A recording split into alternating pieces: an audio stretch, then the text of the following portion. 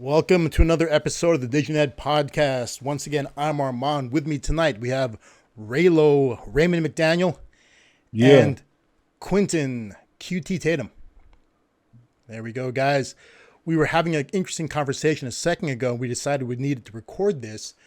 So a moment ago, I was showing everybody this AI generated video. You can see it in the background there. And it is a glam hair metal song written by AI about Star Wars. It's called No Light Left in the Force Tonight. And the entire video shows characters from the franchise in a, in a Bon Jovi video-like setting. And the question came up, how can they do that? This video is on YouTube Reels. Okay.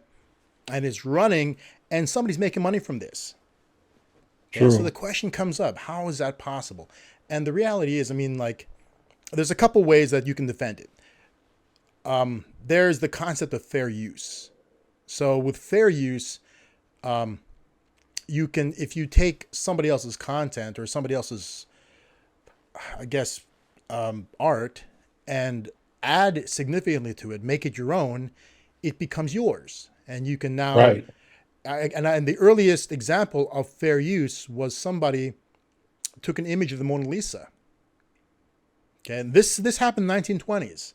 Okay, and I guess they must have sold prints or something. I don't know. Somehow they monetized this usage of the image, but they gave her a mustache. They drew in like a Frenchman's mustache, and that made it fair use. One of the earliest examples of fair use. Right. Okay, now we also have another thing to look at. We also have parody. Parody is protected. And then we started talking about Weird Al Yankovic. And there's a really famous instance. Weird Al, he reaches out to record labels to get clearance to use the songs. Now, he does that out of courtesy. He doesn't have to. Okay. Now, if a record label says, no, we don't want you to do it, he will usually respect that, even though he doesn't have to. But, nowadays, a lot of artists say when you've been parodied by Weird Al, that means you're famous. You made it. Yeah. Right? You want to be in a Weird Al parody. Okay. Mm-hmm. And Shout out to Weird Al. yeah, shout out to Weird Al. And quite famously, who, by the way, is from Linwood. One of his albums is actually called Straight Out of Linwood. Straight out of Linwood. Yeah, Linwood, yep. Crazy motherfucker named Al.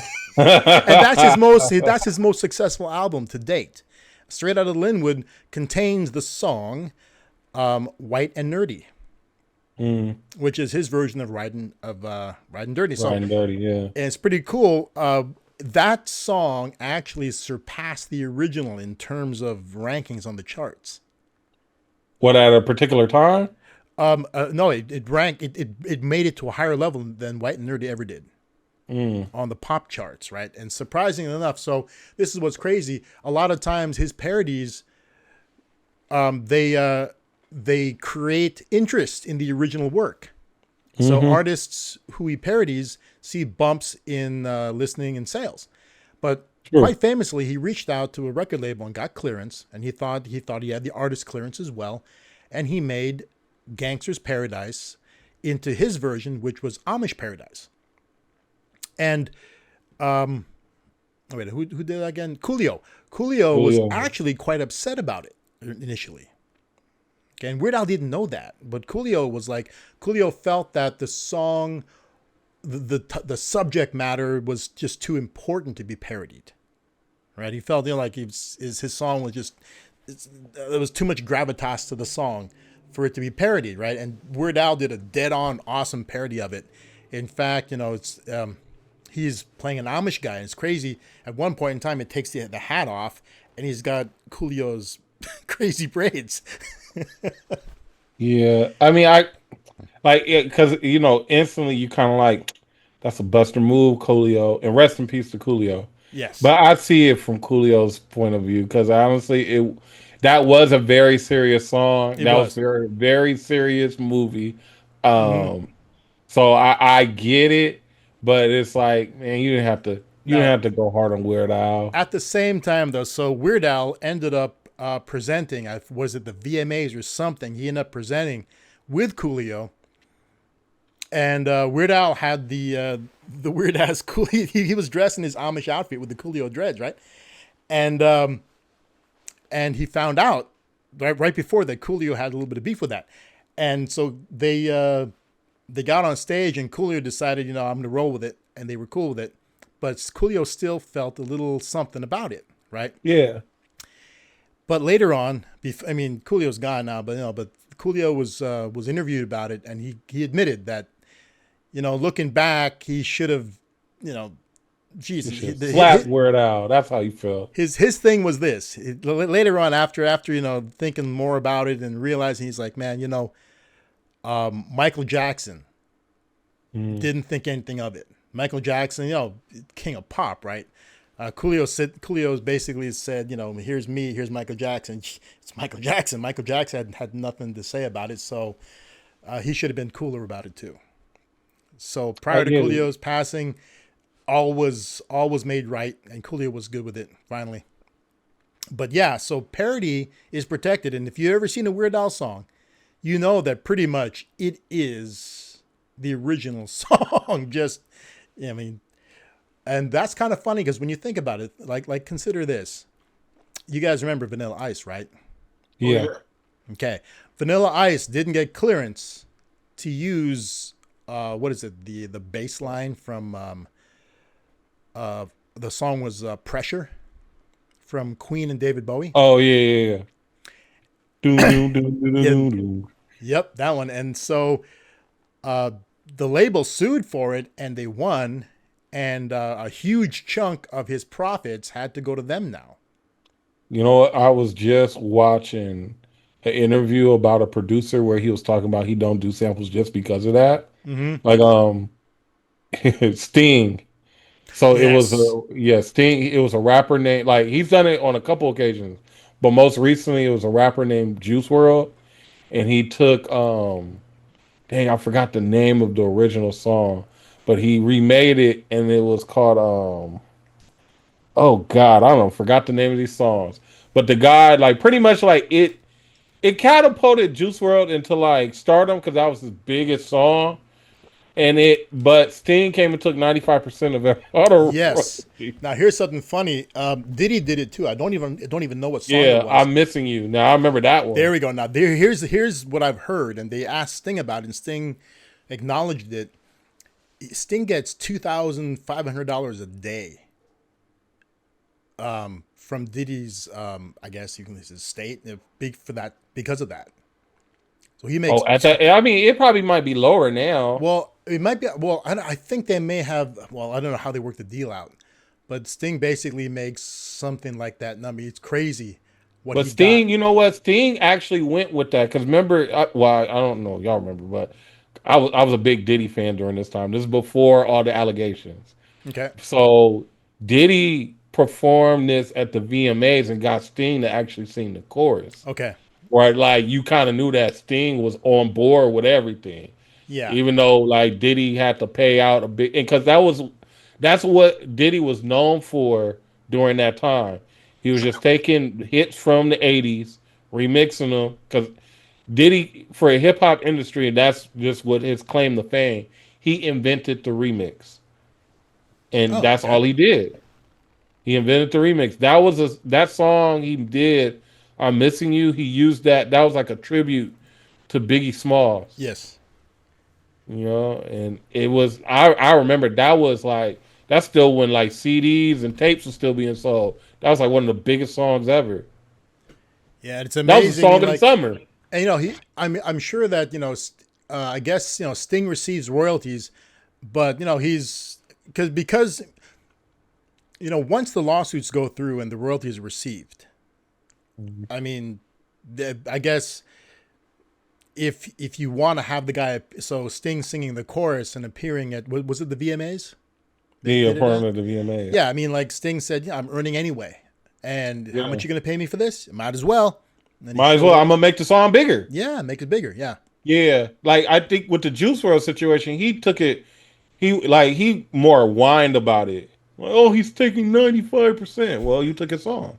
Yeah, you took a song without clearing. I mean, and there's the big thing. Clearance. If you clear it, That doesn't happen. If you clear it, it's a nominal percentage that they receive, nominal. But if you don't, that's the one instance where asking, I mean, like you've heard that term. It's like, it's better to ask for forgiveness and permission. No, Yeah. not in this instance. You got to ask permission, because the forgiveness part, permission. they say, oh, yeah, I forgive you, but you still got to pay me. And what I want is 95%. And he took his 95%. Yeah. He probably Juice World. Think about it, Juice World died before Sting. He's probably making way more money off of it. Yeah, so it's craziness. I mean, like, so yeah, that is true. I mean, but parody, see, these songs that were created utilizing elements from other artists' songs, that fair use, I guess, doesn't apply to music. No. Okay? That's where one area does not apply. It does not apply to music. Parody does. Okay? So you can create parody of music and it'll pass, right? But it has to truly be parody, right? One could argue that Vanilla Ice's Ice Ice Baby could have been seen as parody, but not really, because it just used the hook. It didn't use anything else. He just used the bass line, really. Yeah, the bass line, yeah. So if he had basically done a parody version of Pressure, be okay. But it was not a parody version of Pressure. Pressure breaks ice. That's what it should have been breaks called. or ice breaks under pressure. Or ice creates pressure. I don't know how you can look at it, but that was one of the reasons why Vanilla Ice, his musical career fizzled out, because the guy was, because of the royalties. Because of that, it crushed him. I mean, think about that. Vanilla Ice. Believe me, like okay, Quentin was around at the time. Raymond's too young to remember anything. It actually probably happened before you were born. It had what, Vanilla Ice or Pressure? Ice Ice Baby. Oh, Ice Ice Baby happened when I remember Ice Ice Baby. That was one of the biggest songs when I was like a little kid. What year were you born again? 87. Oh yeah, so you were alive. Okay. Yeah, I was like in kindergarten. That was like 91 or 92 or something like that. Yeah, I remember that was like kindergarten. That was massive. Big song. I mean, it was a big song. I mean, like, it was big. I mean, and Vanilla Ice was boom. He was out there in the scene, and it was huge. He was the next white rapper, right? He was the only white rapper. No, was he the only at the time? Well, Beastie Boys. No, I take that back. He was really the most major at that time. He was the biggest. The Beastie Boys were out already. The Beastie Boys. There was New Kids on the Block. Wait, no, New Kids on the Block weren't rappers. That's a. Oh, I'm sorry. Who was Marky Mark with? The Funky Bunch, but that's also a boy band. Yeah. Marky I Mark thought they was rappers. Bunch. Well, no, he rapped in one song. What was that? Good Vibrations. Everlast, was he around? Good. Okay, yeah. House of Pain. House of Pain with Everlast. Yeah, that. Wait. No, was Everlast in House of Pain? Yeah, but they weren't that as big as Vanilla Ice. Wait, so what year was Jump Around? What was that? House of Pain was big. Everlast. I can't recall what year that was, but yeah, but they were nothing like Vanilla Ice. Vanilla Ice was like, see, what year was it? House of Pain was 1990. So Jump Around was 1990. The song. Jump Around. So Jump Around. That song is catchy. I mean, like, get down. Yeah, and jump. But you Jump Around was 92. Jump Around's 92. But Vanilla Ice, Ice Ice Baby, that thing was. I mean, it went fully mainstream, right? And it was huge. It was huge, and he was poised to be the next big thing. And then the lawsuit came, right? A few things came around for Vanilla Ice. Number one, the lawsuit came around, sapping most.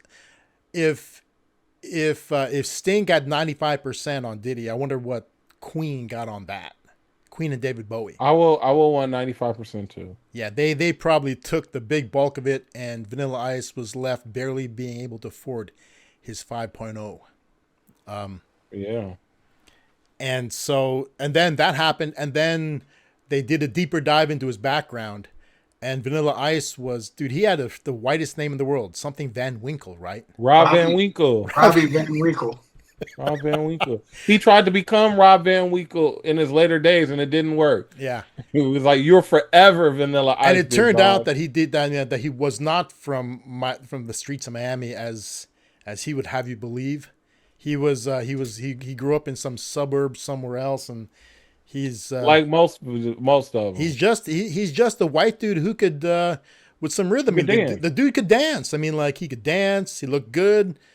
He could And rap. he man, he I mean, I'm not going to say he can rap. He just made a nice song while he was rapping on it, and it blew up. Like it was that was one of the biggest songs It ever. was. Dude, I still love that song. I mean, like that's like a guilty pleasure. Dude, like Man. my guilty pleasures are two things: Vanilla Ice and Milli Vanilli. I love. See, I was a freshman in college in the times of Milli Vanilli, and But they didn't even sing. They didn't even sing any of the song. Well, I look at Milli Vanilli as a concept, not as the two guys, right? I mean, think about it though. I mean, and let's talk about this. Now we're going to jump to content creation. We've talked about this before. We see certain creators out there running with a formula, and it's awesome. Yeah. Right? Okay. And the thing about it is this. Some people will say, oh, I don't want to, like, we look at guys like, okay, we'll mention some names, like the Quartering. The Quartering runs with a content creation. He runs with a production formula. A certain number of videos released within a certain period of time to try to feed the algorithm to make it recommend him. Now, he is doing social and political commentary. So his revenue per mil, how much he makes per 1,000 views, is lower than other categories.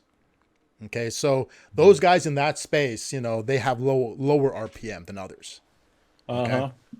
So people doing beauty, people doing health and fitness, people doing especially financial, those three are very high RPMs. Lifestyle, like lifestyle stuff, food, you know, vloggers and bloggers, high RPMs. Okay. But the political commentary guys, relatively low. Just because, especially the extreme ones, left, right, they're really low just because, you know, when you make financial videos, you get people tuning in who are in a different spending category. Okay. Beauty bloggers, people are looking at them and they're going to buy product. Okay. Whereas the guys are looking at people complaining about transgender people taking over sports. They're not necessarily the spending demographic. No. Okay. But they just somebody want to hear what's going on here. But get enough views and you'll still make really good money. And the thing is that you can't create a channel like that and be overly produced. If it costs you too much money to create that content, you know, your margins are going to drop dramatically. So if you're going to make something like the Quartering, you know, if you're going to make something like any of these political channels, you have to run really lean. Okay. You have to run really lean in terms of costs.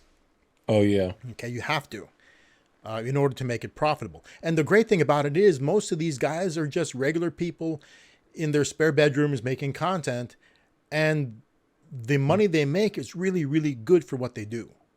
You know, he was because of course I try to watch him to get his commentary on the government shutdown. Quartering, Jeremy Quartering. Yeah. It like actually it's been kind of cringe, kind of listening to everybody, but you know, one of the things he kept saying was like, well, you know, I sit here and make YouTube videos all day. You don't see me asking for money from the government. Yeah.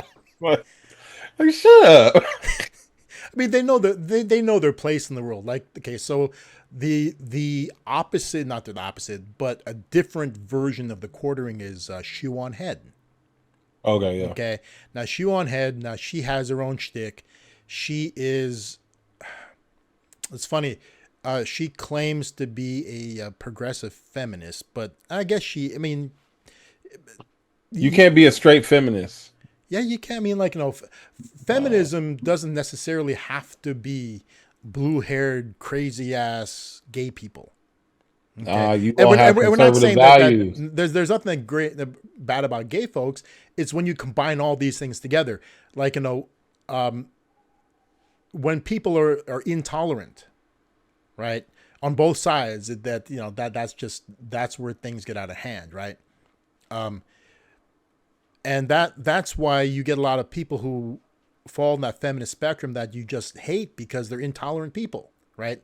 They just, I mean, they don't understand how there's got to be some give and take, and they're not giving it all. They just want things to convert to what they want now. They can't take anything slower. They don't understand. But so Shoe on Head, why she's different, and she makes what really come out to be videos from a conservative point of view, really, if you really think about it.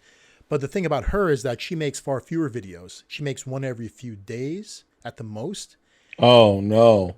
Because she's heavily scripted. She does a lot of research.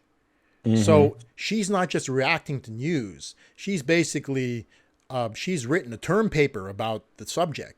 And it's really, I mean, she has a lot of research done. She has a lot of B-roll, a lot of sources she's citing. It's really, it's the well thought out version. Okay. And that's why it takes her so long. Okay. But she's also running lean. She's the person doing her own scripting. She runs like us, just fixed cameras, fixed lighting. She does her own editing. She's a lady nerd. Okay. And she does it all herself. And her views are pretty impressive. Every video she puts out gets millions of views. Okay. Mm-hmm. And she makes really great money because she's running lean. Okay. Her numbers are nowhere near what the Quartering's numbers are. Okay. But because of her angle, and she's making really good money. Wait, who has more views, the car or the Quartering? Okay. On each individual video, her by far.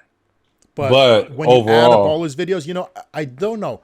I actually did okay, hold on. This is interesting. Hold on. Let me go back to my notes here. Yeah, notes, y'all. That's how you know it's getting serious.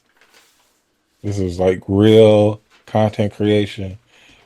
So I did a consult the other day for another aspiring would-be creator. And it's my thing is that as a creator, you got to approach it as a business. Yeah. You have to accept that if you want to grow bigger, faster, you need to feed the platforms you're on with what it wants. Right. You can't have it your way. You have to give it to them the way that they want you to give it to them in order for them to promote you. So the Quartering kicks so much butt on YouTube because he puts out 5 videos daily, 5 long form videos daily, and he puts out roughly 14 shorts a day. Now, he has a production method that he sticks to that allows him to do this with relatively few hours put into it. Okay? Yeah. He has a methodology. But we did a comparison on 2 channels. One of them was a channel called, I'm going to mess it up, Sharnman or something like that. It's a heavily produced channel aimed at young people. It's educational and it talks, basically it's like, you ever heard of parents complaining about their kids being raised, their ideas formed by YouTube creators? Okay. Mm-hmm. So this is somebody who created a channel trying to put out inspirational and motivational content for young people. Mm-hmm. Okay.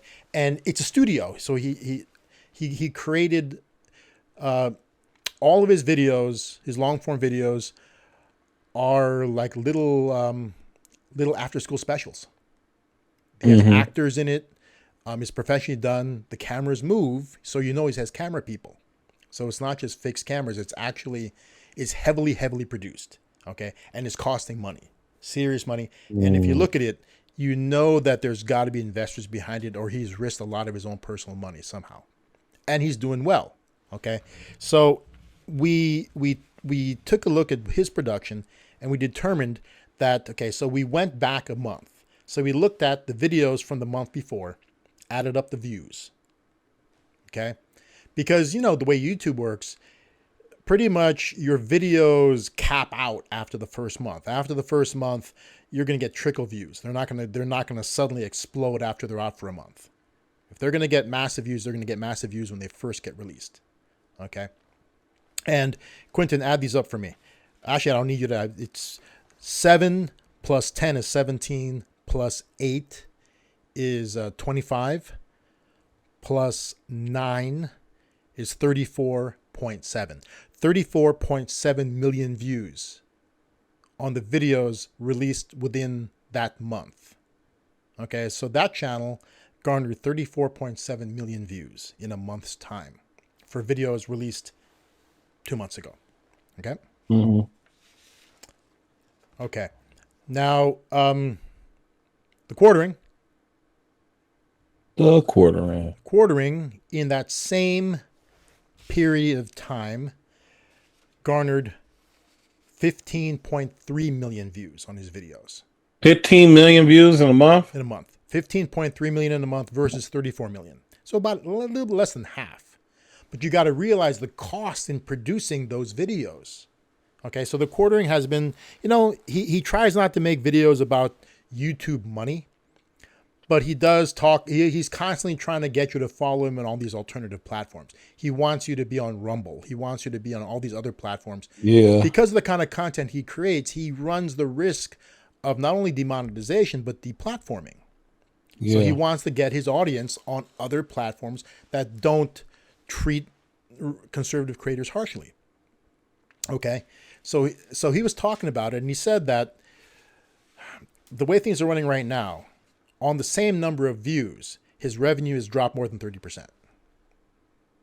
Dang. Okay. So this month, last year, with the same number of views, and actually his views are even greater this year, his revenue is lower. His RPM, it's because of the RPM, the revenue per mil. It's dropping for creators like him. Okay. And actually, creators overall have seen a drop in RPM. YouTube is basically not paying out like it used to. Oh yeah. Everybody trying to cut money. Okay. Talking about they ain't got money. Yep. But everybody billionaires. So, but you think about it, yeah. So that's the I mean, I guess these platforms evolve, right? Mm-hmm. And so what's happening is this. So if you look at these two creators, number one, this other channel, I guess Sharn Man or so, I don't know what it's called. Sharman, maybe? Or Shanmar?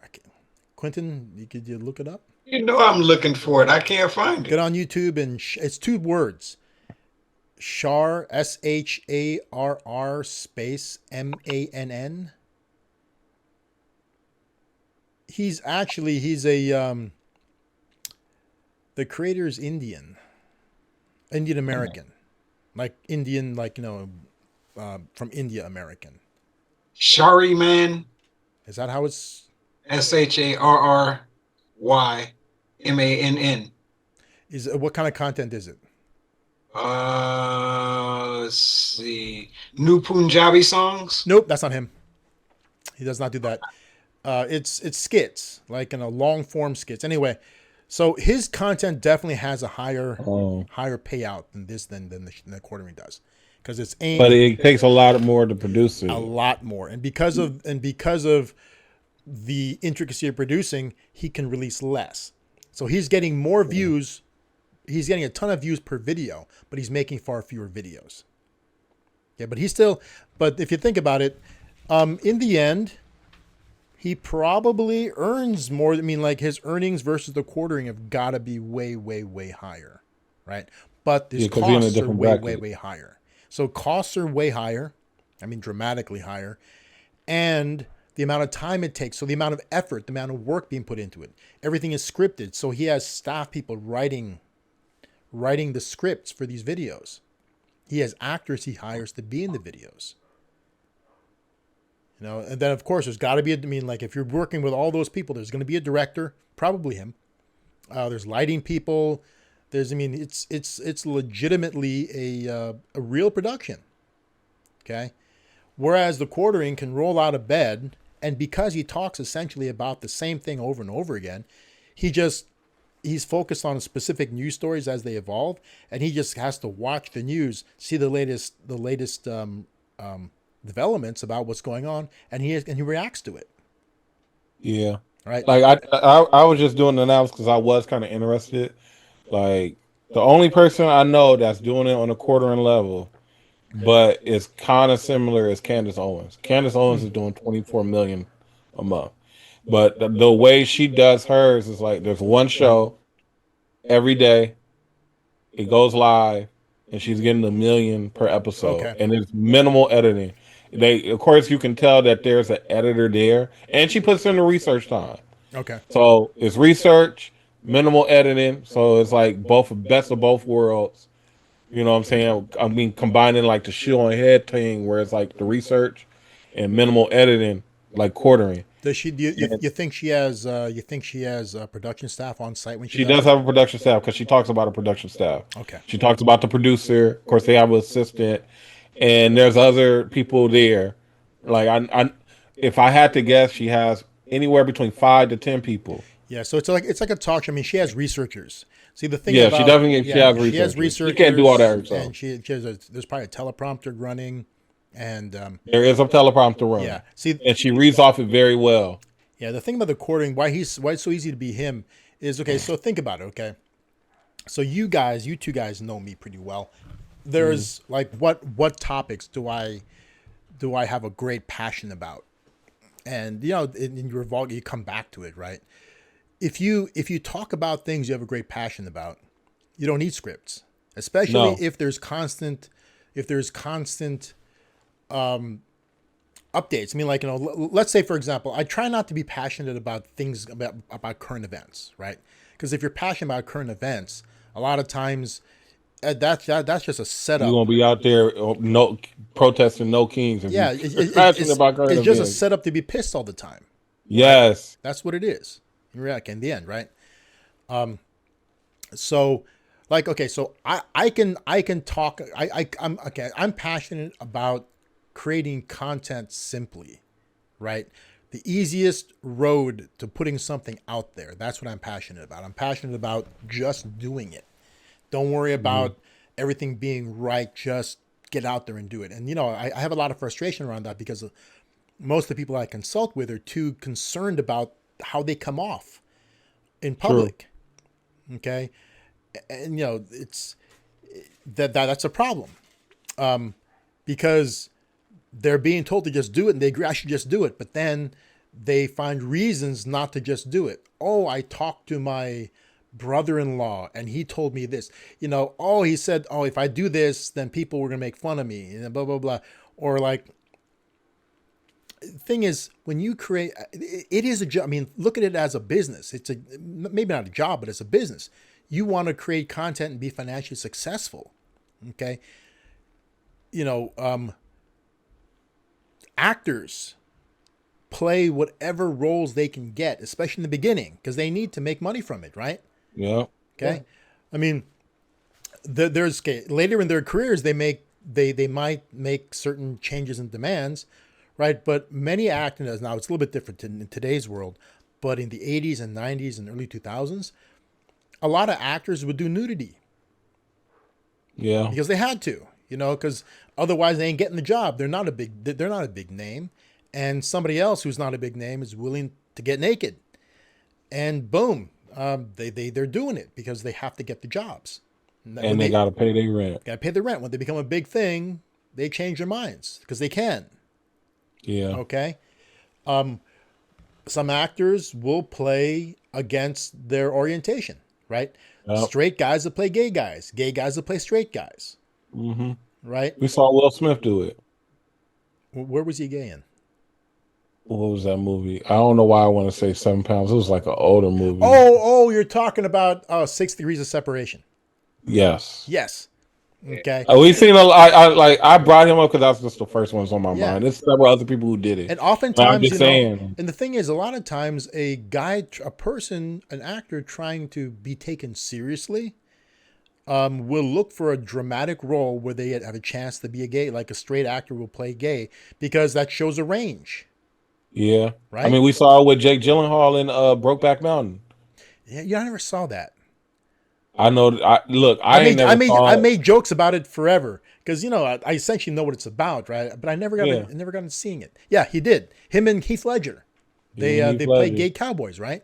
And Jake Gyllenhaal blew up, and then Heath Ledger went to become the Joker. Yeah, Heath Ledger was huge, and then he died.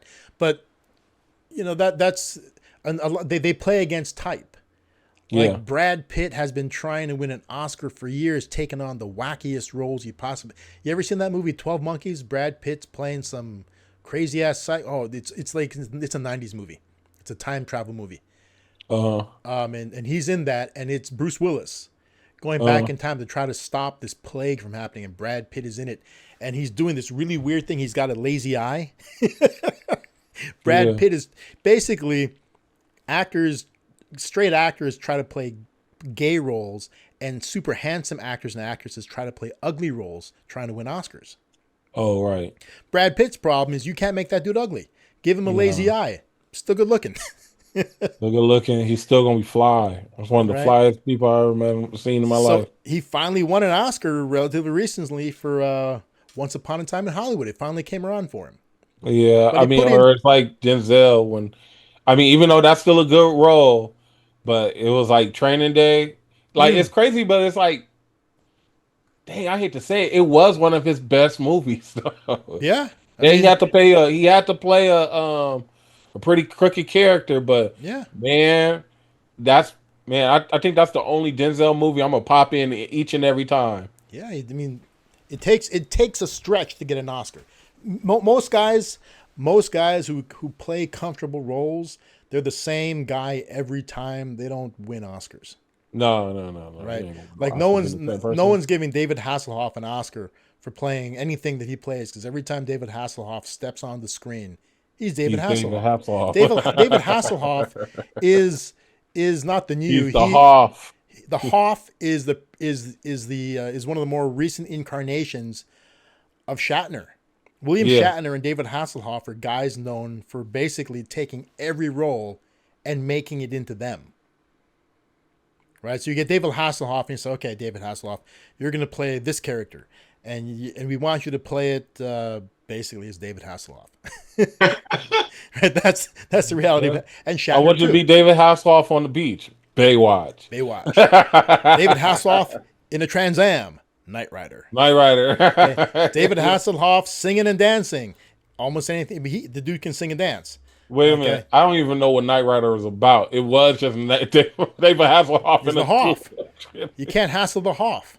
Oh my God. I don't think I ever watched an episode of that. A little bit of trivia here. We all know Nick Fury played by Samuel L. Jackson, right? Oh, yeah. In fact, a version of Marvel. So Marvel has these different versions of their timelines.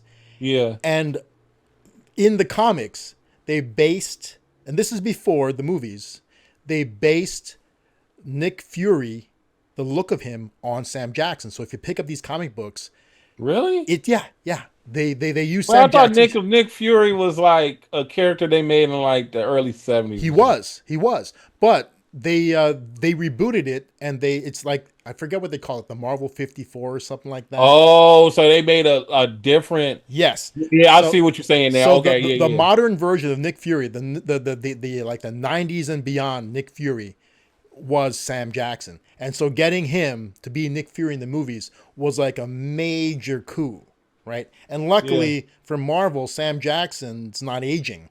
So he still looked exactly like Nick Fury from 1999 or 2000, whatever it was, okay?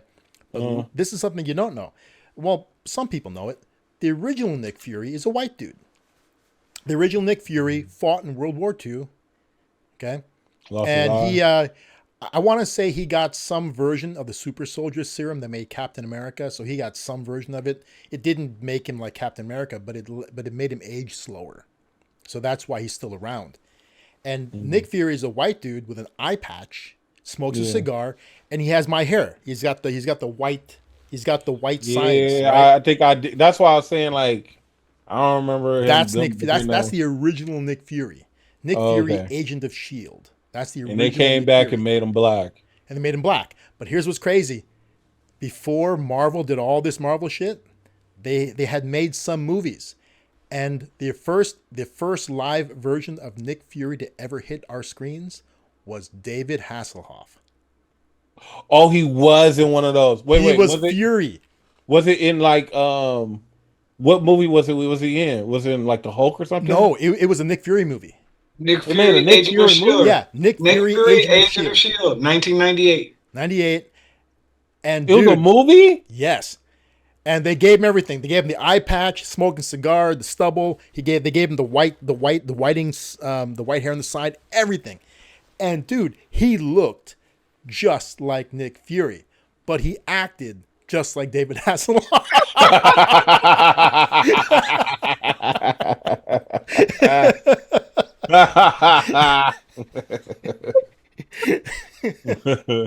Shout out to David Hasselhoff. Yeah, man. Can't hassle the Hoff.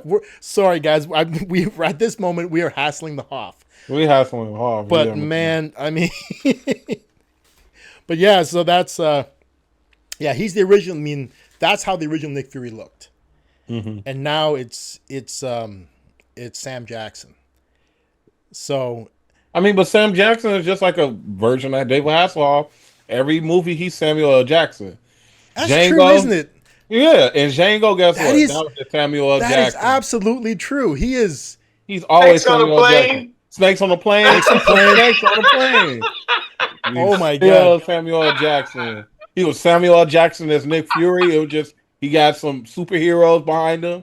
He's like, and you already know the MFer is coming regardless. I still remember like they changed the name of this. Like it used to be like Formula 51, then they changed the name of it, and it was literally like Samuel L. Jackson in a kilt doing the same thing. Oh, 51st State, I think it was. Something it was. I think it was called Formula 50 because they were selling drugs. Yeah. And in the end, Sam Jackson's in a kilt because he took his money and he bought like some Scottish castle and the title that went with it. Yeah. Basically, he looked up the family that he got his last name from. Basically, he bought the It was something like that. Yeah, he bought the ancestry of the people who enslaved his family in the original right, days. and he owned it. Like I mean, Black Snake Moan, Samuel L. Jackson. He's Yep. always just Samuel. It's no like Deep Blue Sea. A shark ate me. Like he's always the same person. Hold on a second, okay. I ask this question constantly because I keep forgetting. I don't think he's ever won an Oscar, right? Definitely. He's not won an Definitely Oscar. not. He's like David Hasselhoff. You're not about to give him a Oscar for being himself. Exactly. Now, okay, you say that, but it has happened once. Who? Okay, not Sam Jackson. Okay, think about this. Okay, we now know. Okay, so there are certain actors basically that they play the same one note role. Like what's his name was like that. Sean Connery. Sean Connery, as he got older, especially, if you let him, he'll go wild with that Scottish brogue accent. It's like he was in a movie called The Avengers before the Marvel stuff. It was a movie based on the TV show The Avengers. Oh wow! And he was the bad guy. And pretty much you watch this movie and the director said, "Okay, Sean, just say whatever you want, make it really heavily Scottish. Just do whatever." And he went. They had him in a freaking kilt. Okay, he's in a kilt. He's got the freaking little beret on with the big. He's going wild with it. Okay. So yeah, he's not won any Oscars either. I think Sean Connery. No, I doubt it. Okay, but there has been one instance where it has happened. It happened early in his career. Okay, Nicolas Cage. We now know that Nicolas Cage pretty much is Nicolas Cage. Okay, he does wacky things. He does a lot of really crazy characters. But in the end, that's him. He's a crazy, wild ass character. Okay, Nicolas Cage won an Oscar. For what? He won for Leaving Las Vegas, I think. He played. He was he Elvis played. or something? No, he played a writer who was trying to kill himself with alcohol. Quentin, fact check that for me. So Nick Cage won an Oscar. People thought that they didn't realize yet. He was young. They did not realize yet that character that he's playing is pretty much him, and he can't play anything else. Yeah, you're right. Because it was his first role. No, it wasn't his first role. He's been in others before. But it was his first big role. and then they had him go really dramatic, right? Oh, so be dramatic, you. Yeah. So he was real good. It says he won an Oscar for Best Actor in that one, Leaving Las Vegas, 1995 film. Yeah, 1995. So Nicolas Cage is not that much older than I am. He's got to be in his early 60s probably. So he was less than 30 years old. And he'd been in a bunch of stuff already. And because he's been acting since acting. And the thing is that he plays all these wacky roles, so he goes in different directions. But and that's the reason why he was able to disguise the fact that it's the same thing every time, because he played such out there characters, right? So when he pulls back and acts like a regular person, you realize, oh shoot, it's the same guy every time. So Nicolas Cage, so there are certain movies where they just let him loose. So if you want to watch a Nicolas Cage movie where they just let him loose, okay, watch either Face Off, okay. Oh yeah. And Face Off was one of my favorite movies. I love that growing movie. up. He stars with another overactor. Yeah, John Travolta. Right. They did did they do that? Was Broken Arrow, was that him and John Travolta too? No, Broken Arrow was John Travolta versus a what's him the Jack Nicholson impersonator.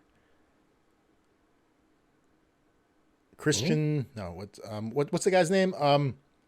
He was in Heathers. Slater. Christian Slater. Oh, okay. Yeah, it was Christian Slater. Okay. Because Broken Arrow and Face Off, those are like my two favorite movies. John Woo, shout out to John Woo. Yeah, man. Those are like. But Face Off was like the most improbable. I mean, like you look at the script and you say, that's freaking nuts. It's like, but man, they pulled that off. But here's why it was so awesome. This is what was so crazy. Just imagine the directing of this movie, okay? You're telling two of the world's greatest out there actors, okay, who basically play themselves every time, right? Okay. Nick is telling Nick Cage that you are gonna be playing John Travolta with Nick Cage's face. So I need you to be John Travolta. And he told John Travolta, I need you to be Nick Cage. Oh my God. But no, this is the thing though.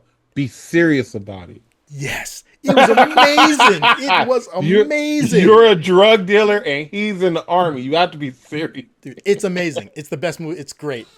And actually, that is like when you really think about it like that, it's such a good movie. It's awesome. Because I took them seriously. But you get wrapped up in that movie. That's a real good movie. It's overly dramatic. It's watching John Travolta be Travolta on screen as Nick Cage, telling his daughter, "Papa's got a brand new bag." Yeah, yeah, yeah. Yes. Oh my God! Or Nick Cage. Actually, wait a second. In that scene, Nicolas Cage was playing Nicolas Cage. When he was telling that air stewardess that he could eat a peach for hours. Remember that? Yeah. Oh my God, that was so awesome. That was such an awesome man. That was a great movie. I mean, like those guys are made for certain kinds of over the top movies. Let them loose, just like Sam Jackson and Snakes on the Plane. Yeah. Okay, that's an incredibly outrageous premise. Snakes on a Plane. And look, he pushed that one. I remember he was everywhere pushing that movie. Yeah. Like, it was like he knew, like, man, this is my shot. Now, like, they finally got a chance to be me. The other Nick Cage movie where Nick Cage is just let loose to be Nicolas Cage is Ghost Rider 2, Spirit of Vengeance. I think I fell asleep during that one. Watch that one, and they let Nick Cage go because he transforms into Ghost Rider, and every time Johnny Blaze, Nick Cage, transforms in Ghost Rider, they have him do this crazy thing with his face. Oh yeah. Yes, right. And there's a scene where he's like drinking like a whole thing of coffee. He's like trying to amp up. That's another one. Another great Nick Cage movie where he gets to be Nick Cage. Is his new one, and you guys may not have seen this. When I first heard of this movie, I couldn't believe that I was reading something serious. I thought I had stumbled upon an article by The Onion. You guys ever seen The Onion? Yeah. Right? They're just all fake parody news. So the article is this, okay? Here's the thing. Nicolas Cage in talks to star in a movie as Nicolas Cage. So he's going to star in a movie about himself as a washed-up actor. Okay? And the title of the movie is going to be The Unbearable Weight of Massive Talent. I think that's called. The Unbearable Weight of Massive Talent. And he's going to play a movie about him. And he's going to play Nick Cage as a down-and-out actor, divorced, dealing with child support, and his movie role's drying up, and also the fact that he's owed money to the IRS and he's been overworked, which is all real. Made a movie about him, which is all real, okay? And real. Now he's being he's being offered $1 million to appear at some guy's birthday party, because he's some super fan's birthday party, And it turns out that the CIA tries to recruit Nick Cage to spy for them. That's the premise of the movie. I'm looking at it going, what freaking parody is this? And it turned out to be real. It turned out Oh, it was really happening in his life? No, it turned out to be a real movie. It was a real movie. Okay. I thought you were saying like, man, Nick Cage was out here snitching. Dude, it was crazy. I'm like, wait a second, it's a real movie, and it came out. And I'm like, and I watched it, and I really enjoyed the hell out of it. Really? He's playing himself, and get this. So it opens up. I think it opens up with him going to audition for a role. Yeah. So just imagine Nicolas Cage driving to a role to audition for it, and he meets with some. And it's a real director too. He meets with for the movie, and he puts in his bid for the role. And as he's leaving the meeting, he decides to do a reading from the script in the way he thinks the character should be. Right? There's Nick Cage going out there being Nick Cage, and it's freaking awesome. You guys got to watch that. Am I right about the title? Nick Cage needs to be on Joe Unbearable Rogan. Weight of Massive Talent. Yes. Yeah. And it's 2022. It's a real movie. It is a real movie, and I enjoyed the hell out of it. And Pedro Pascal is in it, and he's one of Nicolas Cage's biggest fans. He has this crazy Nick Cage collection at his villa. And one of the things he has is he has the twin 45s from Face Off. You know, those are real guns. Okay, so Nicolas Cage's character is carrying. He was carrying a Desert Eagle. No. Those are twin. So he's carrying two. They're made by the Springfield Armory. He's carrying two Springfield Armory full size 45 autos, gold plated.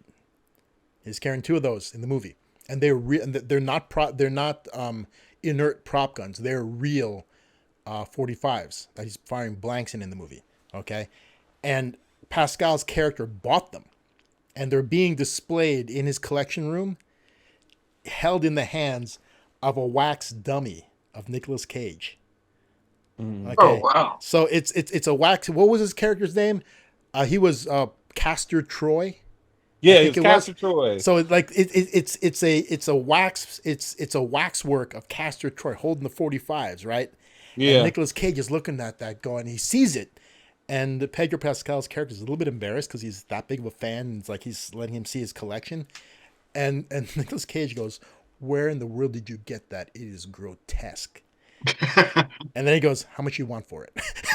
Right. He wants to buy it from him. I would do that too if I saw a big. Oh, what? Wait a minute. Wait, where did you get this from? It's like, where did you get that? That is absolutely grotesque. How much you want for it? Yeah.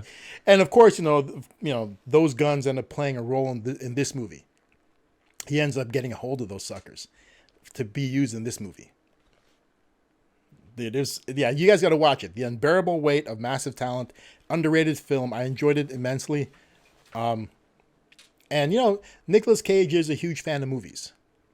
He grew up in the industry. He grew up in the industry. Ain't his real name Nicholas Coppola or something like that? It is. He is Nicholas Coppola. He is actually named after his favorite Marvel character. He's Johnny Cage. Luke Cage? I'm sorry, he's Luke Cage. He's Luke Cage. That's hilarious. He's named after Luke Cage. That's why he took the last name Cage. That's even funnier. Like, especially now that Luke Cage is. Was Luke Cage always black? He was always black. He's Power Man. Oh wow. He's a '70s character, so he came out during the disco era. So Power Man and Iron Fist. That's a pairing. So you had the Black Disco Biscuit, which was Power Man, right? He had the big ass afro. He had he looked like a village person, right? Yeah. So you had Power Man paired with Iron Fist, which was the white kung fu master. Oh. Right? Yeah, the '70s were a wild time. Shout out to the '70s. Man, I just thinking about Nicolas Cage, because I just had to check it. I'm like, he's never been on like a Joe Rogan type podcast. Like, I think that would be awesome to see. That would be Nicolas awesome. Cage interview. That dude. I mean, John Travolta would be awesome too, but Nicolas Cage is like just different. Yeah. Like, it's like Nicolas Cage, Johnny Depp, those type of people. Like, yeah. Okay, Johnny Depp. I've seen Johnny Depp is a horrible interview. He's shy. That's the problem. And he is shy. And But so you gotta let him smoke. when he comes in for an interview, he doesn't say much. I don't know about now, but I've seen him interviewing the Tonight Show and stuff. Man, he's I mean, that's Tonight. Like, I'm talking about like long form type interviews. maybe. Because I mean, I like okay, those type of interviews I can get that, but I seen him on Inside the Actor Studio. That was an amazing. Was it really? Heck yeah, Johnny Depp. yeah. The dude let him smoke, and the guy talked to him about movies where it's just like, man, what is crazy is that you watch an interview with Johnny Depp, and most people freak out because he's not British. Oh yeah. Yeah, he just got this random accent. You kind of expect it. You kind of expect. I mean, freaking Jack Sparrow, right? Yeah. But no, he is not British. He's an American. You know what? He might have created some accent for himself. Like, all right, this is how Johnny Depp. This is how Johnny Depp talks. He probably talks totally different in real life. Kind of. Johnny Depp, when he talks, he tries to enunciate. He really tries to speak slowly and kind of enunciate what he's saying. Nicolas Cage is frenetic. When you see interviews with Nicolas Cage, he's everywhere. He's frenetic in his interviews. Wait, you've seen him be interviewed? Nick Cage, yeah. I mean, like not small interview, but like a long form one. No, not a long form one. Wow. When Nicolas Cage is excited about everything he talks about. That's the thing, and he uses his hands a lot, so he's moving the entire time. It's hard to, yeah. So I could just imagine him on set. You know, he has to fight to keep his mark, right? Because Nicolas Cage in real life is just constantly moving. I can see that. Yeah, the Coppolas are Italian. I mean, like, let's get into stereotypes. And like Italians, like they talk with their hands, right? That's what Nick Cage is. He's a Coppola. He's an Italian guy, so that's really what he is. But he's crazy. So Nick Cage, yeah, I've never. It'd be awesome to see him on a Joe Rogan interview. Yeah, I think it'll be awesome to see him on that. Like a person who I always liked him, but I'm starting to really respect him. Vlad TV. Because he digs deep. Like, if he's going to interview anybody, he's going to start from day one and get all the way up to now. Like, and it's with everybody. I think it's just a different form. Because you can tell, like, Joe Rogan has his style, Vlad has his style. And it's particular. Joe Rogan's style is, I mean, actually, that would be really interesting to see Nicolas Cage on Joe Rogan. Because Nicolas Cage... I think he could do it. Nicolas Cage is an interview that you don't have to prompt. Nicolas Cage will just go off, right? And which is unusual, though, because a Joe Rogan interview is mostly Joe Rogan talking, right? Joe Rogan talking. He at least has 50-50 talk time with his guests, at least. He does have 50-50. At least. And normally, he has more talk time than his guest does, normally, right? If you watch a Joe Rogan interview, because, every topic he discusses, I don't know if he's researched it or if he just knows it naturally, but Joe Rogan knows a lot of crap, right? But I think it's also because Joe Rogan, a lot of times he's not really interviewing A-listers, B-listers. Yes, that's true. Sometimes he's interviewing some people like, who is this guy? Yeah. I mean, he interviews people because of topics. Like, like he'll get... So before Jordan Peterson was a big thing, and you guys are aware who Jordan Peterson is? Yeah. I would consider him a philosopher, right? Well, see, Jordan Peterson's a college professor. Yeah. But Jordan Peterson's famous for being a college professor who would not use pronouns. That was his whole thing. That's why he became famous. He was the guy who was protesting pronouns, and he's. Like calling people Mister, or calling people like calling them they them. I'm not calling nobody they them. Yeah, he refused to do the they them, or if it's a woman, call her he him. Right? He refused to do that. He's like, I'm not doing that. I look at you and what you are, I'm calling you that. If at all, I can call you dude maybe if I want to, but he refused to run with that. So he's basically the anti-woke professor. Right? Shout out to him. And so Rogan had him on early on before. He interviewed him a couple times. Yeah, he had him on. He has him on a lot actually, because they agree on a lot of things. Like remember when what was her name? Is it what Bad Baby? Bagoli. What was her original name? She was in The Dr. Cash Me Phil. Outside girl. Yeah, the Cash Me Outside girl. Yeah, right? she ain't no bad baby. She's Cash Me Outside girl for the rest of her life. I don't care what For your life. Okay, so but the thing about her is that when she first came out on Dr. Phil, she had that 15-minute of fame moment, right? Yep. And getting an interview with her right after Dr. Phil is kind of like when Rogan had Peterson on. When Peterson was just making waves, and he may have faded into obscurity, or he may have done what he did and stay relevant, right?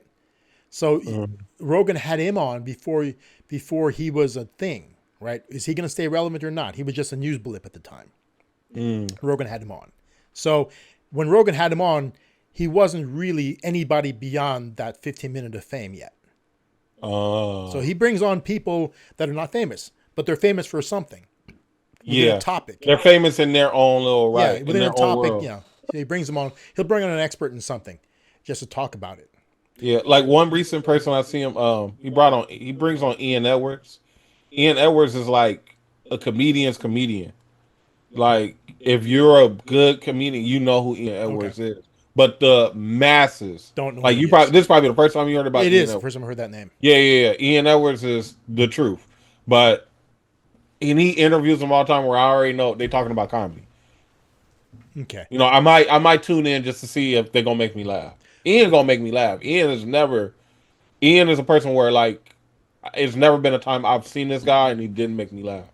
I remember one time Joe Rogan had on this Asian lady. She was I forget what she is. I think she's something.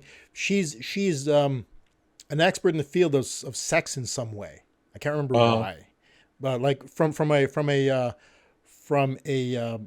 academic standpoint, I think she's a writer, and he had her on, and you know she doesn't do a lot. I don't think she does a lot of interviews. So the thing about Joe Rogan is he gets guests who are not used to being interviewed. Right. Yeah. And so sometimes they don't have a lot to say, or sometimes they do, but you have to coax it out of them. Yeah. And Joe Rogan basically, if he gets a guest that doesn't have a lot to say, Joe Rogan will say a lot. I mean, he'll reference stuff that they said for them.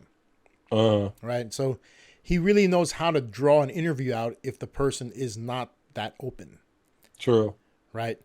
Yeah, that's his. But could you imagine Nick Cage on the Joe Rogan podcast? Nicholas Cage, I think it'll get more views than Trump. Yeah, he needs no prompting, but that'll be funny. It'll be almost like it will be Joe Rogan and Nicholas Cage trying to beat each other out of airtime. Yeah, think about it, right? Because Joe Rogan normally gets free reign to talk as much as he wants, right? Because his guests don't have that much to throw out there. But bringing Nicholas Cage in there. Nicolas Cage will throw anecdotes at you like left. I mean, he just nonstop, right? And that'll be interesting to watch. You know what's crazy? Joe Rogan don't do interviews, huh? You can't interview Joe Rogan. No, you're right. I've never seen him. Maybe I'm not looking. I think like I've heard that he rarely does interviews. Then when you really think about it, it's like, well, who could interview Joe Rogan? You know, because like today, right? I just saw the clip. I didn't watch, but like, there's a clip where Kamala Harris was saying that's what she regretted. She regretted not going to Joe Rogan. Okay. Whereas, like, you probably should have, but she said her team told her not to, and it's like, is he really that powerful? You know what I'm saying? And he really is at a certain when you think about it. They credit him for getting Trump out in front of the younger crowd. If you really think about it. I mean, think about that. Going on Joe Rogan gets you, because they're not necessarily the younger crowd. I mean, there's young people, there's people of all ages, right? But going in front of Joe Rogan gets you in front of the skeptic crowd. Like Joe Rogan fans are a lot of people who don't believe in traditional things. I mean, like they have a lot of alternate ways of thinking, those fans. Right. And I mean, Joe Rogan fans also are pretty deeply American. Yeah. All right. Don't he got a flag on his freaking logo? He does. His name's Joe. Yeah. I mean, so getting in front of Joe Rogan it's a big thing. It's a good idea. If you, And that's what I tell people I consult for. It's like, you got to understand the market. You got to understand the platform. You got to give it what it wants. True. Right. And the thing about, okay, so people trying to break into YouTube today, we talked earlier about YouTube, the monetization of it diminishing, right? But it's still an incredible way to make money. Yeah. Okay. Yeah. Maybe the times of crazy monetization are gone, right? The times where a person can bust in there and suddenly make millions overnight. But it's still a better paycheck than you'll get most other places for very little work if you do it right. Right. Okay. And the thing about, you have to understand, YouTube has its fans and its detractors. All social media does. Okay. Mm-hmm. Social media ain't going nowhere. Social media is here to stay. Okay. Yeah. It's out of the box. There ain't no putting it back in. Yeah. Only thing it's going to do is advance. Yeah. I mean, evolve. I'm sorry. It's going to evolve. It's going to change, but it's out there. And I've maybe Quentin, you can find this. A notable person, I don't know if they're a politician, if they're an educator, if they are a philosopher. Somebody said this. Basically, they look at social media and things like YouTube as it's bad for society because it erodes messages. That's what they think. Because it does erode messages, but it's not bad for society. In the past, the only people who could get their message out there were qualified people. No. Right? If a person want to get a message, I mean, like, when you want to know about a subject, so if you want somebody to to talk about a subject, a news station or a journalistic outlet would look for experts in that field and ask them questions. So the only opinions, the only information you get about a subject would be from journalists talking to experts, right? Now, what YouTube allowed to happen was anybody could weigh in on anything they wanted.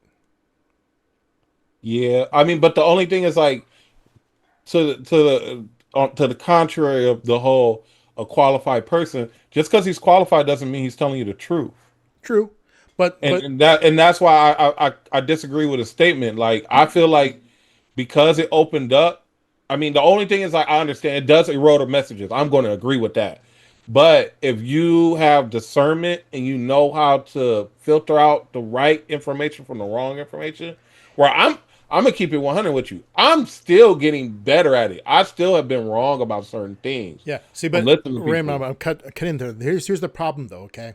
Well, you're making the assumption that the average person out there, has a certain level of intelligence that they don't. And right? You're absolutely right about that. See, that's the problem. Okay.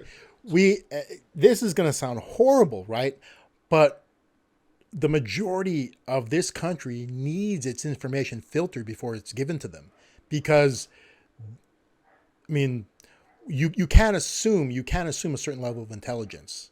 No, and you know what? It's true. It's just like the food shortage. Mm-hmm. I'm telling you, people really think Donald Trump took people's EBT away. That's what they're saying. I mean, and that's the thing. It's spinning it. I mean, it's about spinning things, right? Yeah. So the point of whoever said this is that, okay, so it's when they put information out, it's not necessarily lies, it's spin. Right. Right. You can, like, for example, right now I am crafting a script for an elevator pitch regarding a California, I forget, it's a policy or a law, whatever it is. Basically, I forget what it is, but basically it mandated minimum numbers of a minimum ratio of nurses to patients. So California has a minimum ratio of 1 to 5. For every 5 patients, there's 1 nurse, right? Minimum. Okay. And there are people putting out information pro and con on this subject, right? And depends on how you spin it. You can make it look bad or you can make it look good. Okay? And everything about it is true. The stuff making it look bad is true. The stuff making it look good is true, but from a different angle. Okay, so it's all about the spin you put on something, right? Mm-hmm. So if you want, so let's say you're a journalistic outlet and you want to talk about a certain subject and you want a certain spin on it, you know who to come to. Okay, this Right. guy knows about that subject and he will talk about it from this angle. This guy also knows about that subject and come from another. So depending on, so like, the experts that you approach have their own angle, Mm-hmm. right? But what they're saying to you is right. It's correct, but they're sometimes leave out aspects of it. Okay. Yes. Now, thing about it's this: when you get anybody and their mother being able to talk about the same thing. Okay, so when you're on YouTube or on social, right? A lot of times we don't get some of the wackier stuff in our feeds because this is what we do for a living, and our feeds promote larger creators typically, and the angles that come in, like, they're more intelligent. But there's all sorts of people out there, like Raymond had mentioned, that they're saying what they're saying. Trump's taking away people's EBT. Man, I mean, I'm just saying. I just put that as because I mean, there's several people saying several things. There's people, Democrats are saying it's the Republicans. Republicans are saying it's the Democrats. People are saying it's Trump. Okay. People are saying it's a filibuster. Like, So- it's several angles to it. So what it really is so you come down to the facts of it. Okay? Right. The government is shut down, and the budget for it's EBT we're talking about, right? EBT and food stamp, yeah. So the budget for that comes from the government, Right. federal government. Okay, during this time, no money's being put out. So Nope. all those things are like, all these federal workers are not essentially at working. this point unemployed. Okay, they still have the job that they're not getting paid, right? Okay, so whose fault is it that the government is on shutdown? Okay, see, the thing is this: why is the government on shutdown? Because they could not agree on certain. I mean, they couldn't pass a budget, is what happened. Yeah. Okay, both sides have certain things that they want before they say yes. Right? At this point, they both aren't getting what they want for a yes. Okay? And even if one side is stonewalling the other side, see, these are all negotiations, is what they are. Right? So it's, no matter what, it's not really anybody's fault. So let's say, for example, that Quentin and I we're trying to come to an agreement on a contract. I'm trying to buy something from him. Okay. Yeah. And we can't agree on price. Quentin wants more than I'm willing to give him. Okay. And there's a bunch of people who are relying on the purchase of whatever it is I'm getting from you. Yeah. To make something important happen, right? Okay. Let's say the price that I'm offering you is more than fair, right? But you don't want to take it. You want more, right? Is it my fault that this is happening because I won't give you more? Or is it your fault because you want more? See, it can be both ways. Like, you can report on this and you can blame me for the stall. It's like, we're just $5,000 apart. All he's got to do is come out of pocket $5,000 more. Why won't he give him more? Right? It could be my fault. But then same situation, another group could say, man, he wants 5,000 more. That's fine, and we're ready at a good price. And that becomes your fault. Same situation, two different ways of looking at it. It could be billed as your fault. It could be billed as my fault. See, both sides of the Democrats and the Republicans are looking at passing this thing, and both of them have things that they want and they're not getting it. Okay? So now it is a negotiation tactic. The government shut down. Who's going to blink first? That's really what it is. Who's going to blink first? Okay? Yeah. And you can't be in the position of always blinking. Right? If whatever side gives, and that's what they're trying to come to, they're trying to throw out concessions. Okay, we'll give you this if you give us that. They're trying to find an acceptable deal where both sides can get what they want, right? Yeah. And neither side wants to blink first because it sets a precedent for all future negotiations. Right? Who's suffering? American people. The American people. And that's the problem. That is the problem. We're suffering. But remember, both of these sides are jockeying for the ability to control everything, right? Yeah. It could be, so, the Republicans going to reach out to their base and say, we're sorry for this taking as long as it is, but if we fold now, you guys are screwed on a lot of other things in the future. And that's what both of them, both sides are saying. That's what both sides should be saying to their bases. It can't go on. It can't go on like this indefinitely. No, okay. Eventually will come to an end. Yeah. So It's just the fact that food stamps got taken away. That's crazy. Well, I don't think a government shutdown's ever lasted this long before. It's never lasted this long. It's lasted over a month. See, yeah. Last time we had government shutdowns, it lasted like 2 weeks. Hold on, Quentin, look it up. What's the longest time the government has been shut down? See, we're at a time now where they're willing to be more extreme. In the past, they were so focused on getting everything back up and running. Right now, they're more focused on getting what they want. So what's the longest government shutdown that's ever been in effect? That's the question. It's like 34 days. What? I found 34 days, but let me see if I can find. When is that?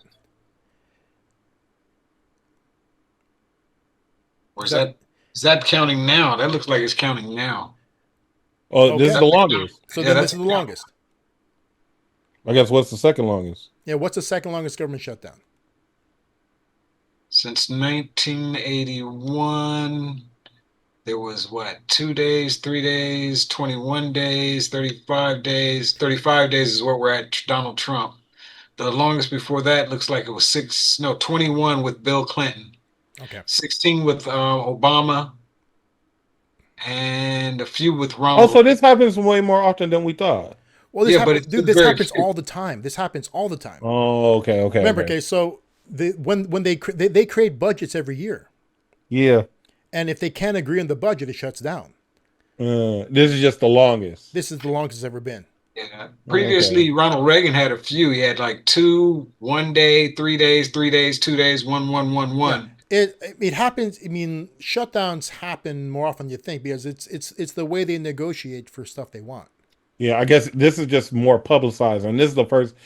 I guess this is the first time where air traffic controllers aren't getting paid. Oh yeah, well no, man, this has happened before. I mean, as you saw, 20 something days under who? Clinton. Yeah. Yeah, but the biggest question for me is though that this is happening closest to the holidays. So if it happens, this always happens close to the holidays. But if we don't get anything passed with SNAP, do those folks get no turkeys and no Christmases and whatnot?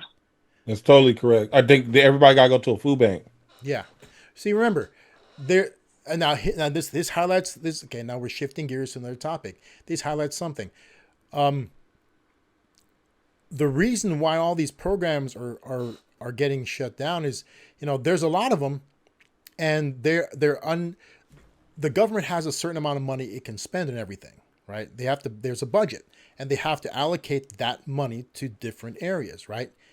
And what's happening is that they want money, each group wants money in different areas, and they want the money allocated differently, right? And they're going to try to get what they want. Right. Okay. Now, if we were at true wartime, it would be a totally different story. If this was like true wartime, like if this was Korea, Vietnam, well, Vietnam's a bit different. If this was like Korea, World War II, that budget would be eaten up big time by the military. They have to be. Okay. But in times of peace is when these budget negotiations are the stickiest, right? Yeah, that's probably why he's trying to get us to go to war. When the Cold War ended, actually, that threw everything. The military would get massive budgets during the Cold War, right? It was a war in a sense, right? And they needed funding during the Cold War. Okay, with the Cold War being gone, so there's that thing. So there's all these different programs that the government's paying for, and where are they coming? Where's the money coming from? The government doesn't make money, right? really. Mhm. It It comes just from takes us, money. the Yeah, taxpayer. it just it just manages our money. I'll say that. Yeah, they manage your money, but the money comes from the taxpayer, right? Hmm. And now we're seeing all the different programs that the taxpayers are covering, Right. right? And here's the thing about, okay, so let's get a little bit more micro. And I think Raymond knows about this. Okay, so Quentin, were you aware that in the 1990s, I think it was, the Valley? So we are in California. We are actually in LA County. Mm. The Valley is, Panorama City, places like that. So they're not cities. They are neighborhoods of Los Angeles. So the San Incorporated. Fernando Valley is all Los Angeles City. Okay, so if Sylmar is LA City, Panorama City is LA City, Sunlands, LA City, Northridge, LA City. Those are not independent cities. The only independent city is the city of San Fernando. San Fernando itself is still a city. Everything else, LA City. Okay, so during, I think it was the 90s, or no, it may have been the early 2000s. The Valley tried to secede from LA City. They tried to become their own city. They tried to leave. Okay, and it was voted upon. Okay, so a vote came down, and they got defeated narrowly, I think. Okay, the Valley is still pissed that it's part of LA. And why are they pissed that they're part of LA? Okay, so the Valley has been around for a long time, but it was all farmland in the old days. Okay. And so even though it's been around for a long time, it hasn't been modernized until after the water wars. If you guys ever seen Chinatown, the movie with Jack Nicholson, that's about the LA water wars, where basically, yeah, so it's a thing to watch. But anyway, so the Valley is all new construction compared to LA City. Okay. So the taxpayer dollars that the Valley residents pay for things like road maintenance don't get spent in the Valley. They get spent in the older parts of the city. Yeah, I see what you're saying. So they see all their money that they're being taxed not going back to them. No. They're seeing it being funneled back to LA City itself, places where things are older and need repair. That's what they're seeing, and they didn't want to pay that anymore. They didn't want to be the piggy bank for the other part of the city that gets all their money. They didn't want that. Okay. And they also, Valley residents in the past were a little bit different. The Valley is more Republican leaning than this main part of the city is. Yeah. And they didn't agree with certain programs that they were covering. It's crazy. It seems like the richer you get, the more conservative you are. Well, because now you want to keep your money. Yeah, right. Like Orange County has traditionally been more conservative than the rest of California. Yeah. So it's funny. Conservatism comes either on the two extremes, when you're super rich or when you're super poor. One of the two, right? Sure. Because those nothing in between. Those sparsely populated areas of California are also red areas, Republican areas. And that's actually the fight right now. So the fight right now, November 4th is coming up. That's when the voting happens. The special election, special ballots. California is trying to vote about about redistricting. Yeah. Okay. And I'm not fully up on this. It's not my thing. But from what I know, Schwarzenegger during his term passed something to give more control to specific areas to the people who lived in them. Mm. Okay. So if you look at California, there's a huge population in the state, right? And there are certain heavily populated, centers that have a ton of people living there, right? And that's where the areas that we would call blue. So the Democratic areas have high populations. Okay. True. The more right-leaning areas, the Republican areas, are the lower populated, sparsely populated areas, right? So if you live in a sparsely populated area, you want your vote to count for what's going on in your spot. Mm-hmm. You don't want LA voting for what's going to happen in Indio, right? But that's what they're trying to do now. They're trying to make it so that it's an overall vote rather than an area vote. So they're going to be able to turn the tide on congressional seats. So that's what they're trying to make happen. So basically, it's a move to try to give Democrats more control over congressional seats in California. That's what they're trying to do. And if you really think about it, I'd want my vote to count for where I am. Right? So if my area believes a certain way, I want our vote to count for the way that we feel in our area. We control our own area. I don't want LA, just like the Valley, I don't want LA's vote to override me here for my spot. And I don't have nothing to do with that. Yeah, they got nothing to do with me. Why should my representative be the one that they choose for me? Right. Right. He's representing my district. He should be chosen by me. Right. And the people if in he's my area. Republican or Democrat. Yeah. Doesn't matter. Because he's going to make decisions that affect my district. True. Right. It's not a collective thing. Right. So that's why, that's the way I understand it. I could be wrong. Okay. Because I haven't, since I'm not planning on jumping into this, I haven't really looked into it too deeply. Yeah.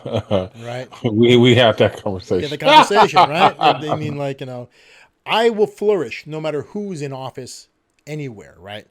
Yeah. Because I choose to be involved in an area that nobody regulates. Making money online works no matter who's in office. Okay? It could be Clinton again. It could be Trump. It could be Obama. It could be Harris. It could be Harris. What I do, all these YouTubers, the people that I advise, they make money no matter what. And the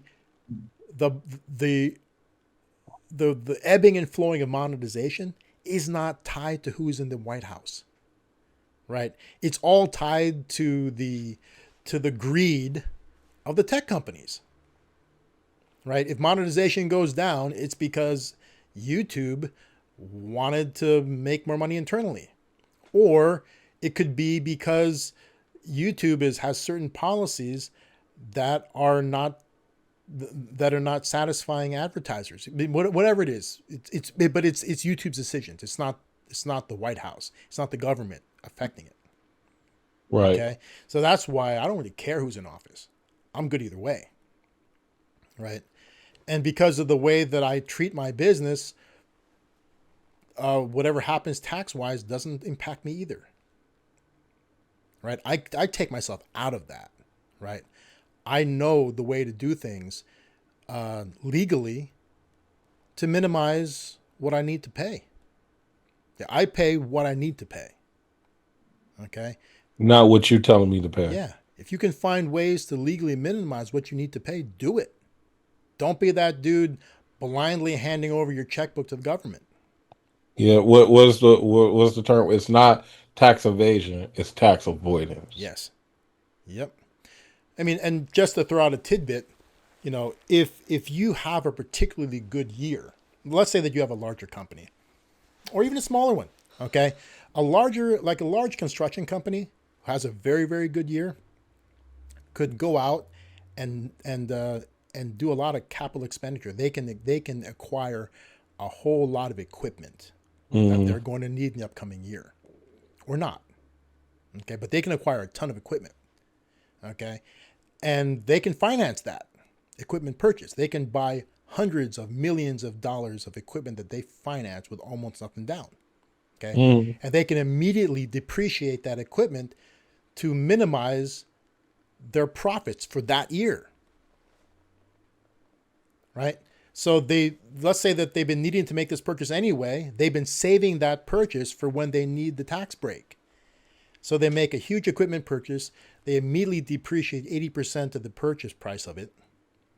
And they're able to effectively diminish their profits for that year, which means they diminish their taxes paid for that year. Okay? Or they can sell assets off at a loss. Okay? They can do that too. There's a lot of ways to take a paper loss to diminish your taxes.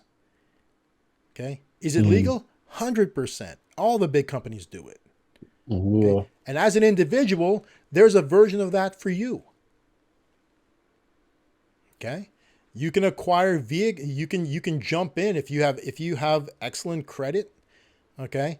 If you have a good business running, you can jump in and acquire a Turo fleet. Okay. There's many ways to finance that with minimal down.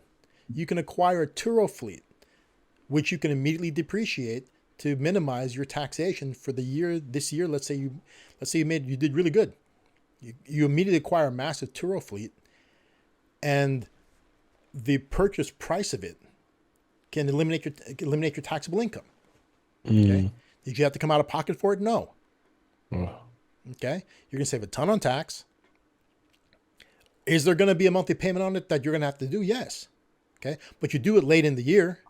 So that way that you can get your massive tax break, and then you get them out there earning to pay themselves back. Or you can liquidate. I mean, you can deal with them later as you need to. Okay. That could be what you do for yourself now. And when I say some people don't even need a fleet, one car could do it in terms of minimizing your taxes. Okay. But this is whatever the wealth you're doing, there's a version for you as a regular person. Yep. Okay. Like we talked about this before. We had a hater online, Pocket Watcher. Okay. The Pocket Watcher. Pocket Watcher was calling out, who was it? Was it Rick Ross? Who was he calling out for buying a jet? Rick Ross. Okay. Now he wasn't saying that what he did was wrong. He was just all about the specifics about how he said it. Okay. He kept calling it a deduction. Right? When it wasn't, it's an expense. It's not a tax. So he was on him saying, "Oh, you cannot buy a jet as a tax deduction," is what he was saying. Okay, because what it really is it's not a deduction. What it is it's a purchase that's gonna create massive depreciate. That's gonna create a depreciation expense. Right. And the depreciation expense is gonna offset your taxable income. Did Rick Ross do that himself? His tax guys did it. His tax guys get it and just told him to just... And said, yeah, dude, don't worry about taxes. We'll take care of that. It's legal. Don't buy this jet. You got enough money where you can buy a jet. Don't you travel a lot? So, well, no. What he did is he bought this jet, right? It's a high-end one, right? Yeah. And he bought this jet, and he was able to use that so he bought it, immediately depreciated it, right? And that depreciation loss offset his taxable income for that year. And now he has it on. He listed for rent. So he makes the jet. Yeah, he makes the payments on his jet by renting it out. There's a Turo for jets, believe it or not. Shout out to Rick Ross. I mean, the only thing is well, I'm flying a jet that has Rick Ross on the side of it, but you never know. People probably just do it because it's I don't think he has Rick Ross on the side of it. I think maybe he got Rick Ross on the side of that jet. Oh, you seen it? Okay. Yeah, we don't seen the jet. It's black and gold. Because Rick Ross, to me, I feel like Rick Ross is the king of finesse. I've watched Rick Ross ever since he started. Rick Ross came out. He was the biggest boss you done seen thus far, and he was signed to 2 record labels at that point in time, right? And he kept blowing up. And I'm not saying this in a sense to talk bad about Rick Ross, because he a person that I can salute. He done grinded and grinded and grinded and grinded and grinded. Rick Ross went and got Evander Holyfield's mansion. And of course, he got Evander Holyfield's mansion not at Evander Holyfield prices. He got it at a discount. Of course. And he probably is one of those people who's really tapped in with his tax people, because he does the car show at that property. He calls it the Promised Land, where it's it's all probably types of deductions and stuff that he creates. Just doing the car show alone probably pays for all the expenses for the house. All right, okay. So for those of you who are looking at us and going, "What's this deduction versus expenses thing?" Okay, let's talk about tax deductions. Okay, there are certain things that you can do that are tax deductible. Okay. So there are, like, for example, something that is tax deductible is a contribution to charity. Charitable giving is tax deductible. So when you give money to charity, if it's a qualified charity, 501c3 usually, whatever you gave to that charity, you can deduct that number from your taxable income. Okay. It's not creating a business loss. It's not an expense, right? So that's not an expense. Giving money to charity is not an expense. It's a tax deductible contribution is what it is. Yeah. Okay. If you own a property, okay, your mortgage interest is tax deductible. Okay. You'll receive a is it a 1099? I got to look. You'll receive a 1099 for the amount you paid in mortgage interest. It's not something you'll receive. I forget the government number, but the amount you paid in interest will be reported to you, and that number is tax deductible. That if you are itemizing your deductions, okay, that's a tax deductible item. Okay, so let's say you paid $10,000 in mortgage interest. You're able, so there's a line that, you put it in there, and that's $10,000 that you can remove, that you can subtract from your taxable income for that year. Okay. Now, for those of you guys who do not own properties, most of the people who do not have mortgages, they do not itemize their deductions. Okay. They have a standard deduction. A standard deduction is a tax deduction. It's okay. So, an individual person, I think, it's 11,000 something. For a married couple, it's 22 or 20 plus 24,000, something like that. I don't know the number. So every American couple can take $24,000, and that's a deduction. Okay, they can take that number and subtract it from their taxable income. Those are deductions. Now, things like the purchase of a jet, okay, you've now purchased business equipment and you depreciate it. Everything you buy, everything in the world that you buy with a significant cost has a lifespan. A car can be depreciated over, I think, 5 or 7 years. Most vehicles, 5 to 7 years. So if you paid $100,000 for it, you can divide that by, let's say, 7 or 5, whatever the number really is. And every year you can use that as an expense. It's a business expense every year until it's depreciated to zero. Okay. You can also take special depreciation and depreciate 80% of that purchase immediately. So if you buy a $100,000 vehicle, all costs included, at $100,000, you can immediately depreciate that thing to 80%, which is $80,000. And that gives you an $80,000 business expense. It's not a tax deduction. It's a business expense. It goes towards minimizing your business's income. Okay.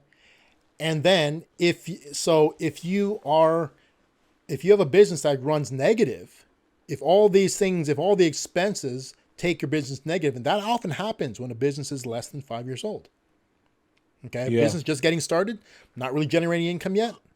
Like let's say you're going to open a restaurant. You start to investigate what it takes you investigate by going to other restaurants, taste their food, experience their hospitality. All that spending you're doing is 100% a business expense of getting that business off the ground. Filing to get your LLCs set up, all these things, that's an expense. Yeah. Right. Buying equipment to start testing cooking in your home, that's all an expense. Yeah. Right? All these are an expense. Setting up the website, that's an expense. All these things come together, and usually in those first couple of years, putting down the first and last. I don't know if that one's thing. Yeah, it's rent. Rent is a qualified expense. All these things are expenses. And in the first few years of a business, your expenses should exceed your revenue. And so you have a negative. And so if you are running a business and you have a job, and your business runs $30,000 negative, and your job has paid you $50,000, well, you combine those together. The $30,000 you lost in the business, added to the $50,000 that you made from your job, leaves you 20, right? And on top of that, factor in your standard deduction, and now your taxable income's at zero. Okay. But you got to know what business to set up to get the maximum ability to create expenses that are legitimate. And Armand, this is when you plug the community and the It is. in the Wednesday class. And for those of you guys who've been watching this whole time, I mean, like, this is actually what we do for a living, right? We help people to create businesses, online businesses that they can build into massive income earners, but in the beginning, give them the ability to mitigate their tax situation. Right. Right? Because think about it. I mean, let's talk about a business, an online business that everyone will recognize. Martha Stewart. Mm-hmm. The woman makes a massive living off of creating content on the things that she enjoys. Martha Stewart living. That's her thing, right? What does she write about? She writes about home renovations. She writes about recipes that will be served at dinner parties. She writes about wrapping paper. She writes about crystalware, you know, all sorts of stuff, right? And I saw an article where she recently wrote about, this is not that recent anymore, you know, her estate has all these trees on it. And they recently, to protect against, it was last year, to protect against, I think, the frost, they had to cover all of these trees with like, what's that fabric, burlap tarping? Mm-hmm. Okay, she wrote about it, right? And they have pictures of her workers covering all these trees on her property so that they won't be damaged by the frost, right? Okay, that is and I'm pretty sure, like, you know, she found a way to create, to basically the expense that went into doing that had to be done to create the content. That was the expense of making content. She's taking things that would have been personal expenses and making them to business expenses legitimately. Mm-hmm.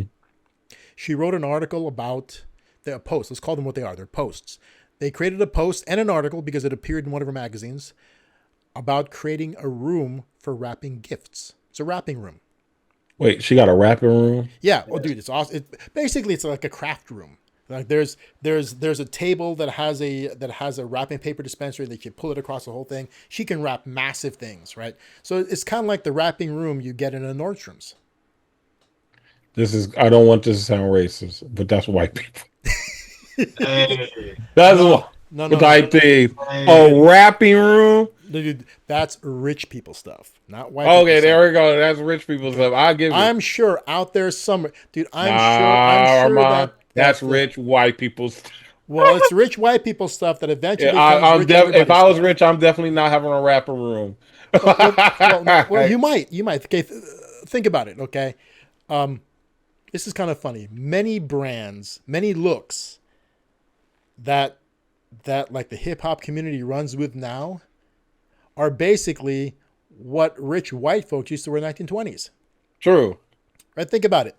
Okay, so this number is probably wrong, but among people that you publicly see driving them, who drives Rolls Royces nowadays? Is it white people for the most part? It was black people? Yeah. I saw Scarface in a Rolls Royce yesterday. That was crazy. What? You saw what? You know the rapper Scarface? Oh, the rapper Scarface. I thought you meant no, that's a fictional character. The real Scarface. Okay. Yeah, I mean, like, you know, and the thing is that they're becoming more and more outrageously luxurious because that's the market for it. I mean, like, have you seen what's becoming of like luxury vehicles? They're going crazy. You know, Range Rovers. They're making SUVs out of them now. Yeah, Range Rovers used to be the most luxurious SUV you could buy, and Range Rovers were like 130, right, at the most. Okay, and then what happened? Bentley and Rolls-Royce jumped into that market. Of course, there was always the G-Wagon, but then they made the super luxurious version of G-Wagon. Then Rolls-Royce and Bentley jumped in, and it was proven that there is a market for $250,000 to $500,000 SUVs. Yep. Well, then we got a Maybach truck. Lamborghini. Yep. Lamborghini truck. And then Range Rover took Land Rover took the Range Rover and made a crazy version. So one of my clients from before, she think she turned 50 kind of recently, or 50 something. Anyway, she has a pretty new Range Rover. Mm-hmm. And she was trying to decide what to do. She had a choice what she could do for her birthday. She could either throw a huge crazy party for herself and her friends. She can throw a huge crazy party for a larger number of people. She could take a limited number of friends on a getaway. Mm-hmm. Or another option that she told me she could have done is bought a really significant piece of jewelry. Her other option was to get a new Range Rover. What kind of significant jewelry was she going to get? I don't know. Because if the choice was a new Range Rover, because, the difference between hers now and the new one, because when you see these things, the high-end version is the one where the handles close flush to the door. So you'll see you see the new Range Rovers, and you'll see some that have the handles that are still sticking out permanently, and then the ones that are flush. That's how you know the expensive one. And it's something like 60 grand more. It's a lot more than the. I'm one for 280 something. Yeah, they're approaching 200 normally now. It's crazy that they. I'll get the Maybach truck before I get the Range Rover. I don't know about that, because why I don't like the Maybach is, okay. It looks like a GLE. Well, I mean, it's a GLE. Well, here's the thing: still. Mercedes SUVs, they're kind of afterthought vehicles. I don't like Mercedes. Why you say that? They're among the people who really into SUVs. So I mean, like Mercedes SUVs are like. Well, let me try to find an example. They're not SUVs. They're not real SUVs. They're more like crossover vehicles, even though they're 4-wheel drive. See, if you want a super expensive SUV that's really an SUV, there's only a few things you can get. Oh, true. I get that. One's a Range Rover. The other one's a G-Wagon. Okay. You can also get the Toyota Land Cruisers. Yeah. Those are hardcore. Those are real, right? You can also get, on the high end of things, I guess, supposedly the Bentleys and the Rolls Royces really do perform. I think. I'm not sure. Mm-hmm. But Mercedes SUVs it's like the SUV that I have. It's really just a large car. It's not real. And for the price you're paying, you want it to do SUV type stuff. You want the ability, because honestly, who's going to take a Maybach off road? Nobody, right? No way. But for the money you're paying, should you have the ability to go off road if you wanted to? Heck yeah. I mean, but you know what? It has that's why it bounces. What's that? You haven't seen the Maybach truck that bounces up and down like a lowrider? That's hydraulics. It has hydraulics. Yeah. I mean, but the thing is it as, because what I know about Mercedes. Okay, so this is told to me by a friend of mine. And I think Raymond, you met him. Mm-hmm. I haven't talked about this, so I don't want to say his name on a thing. But his cousin is the service head for a Mercedes dealership. Uh-huh. Right, and he says never buy any Mercedes SUV except for the G-Wagon.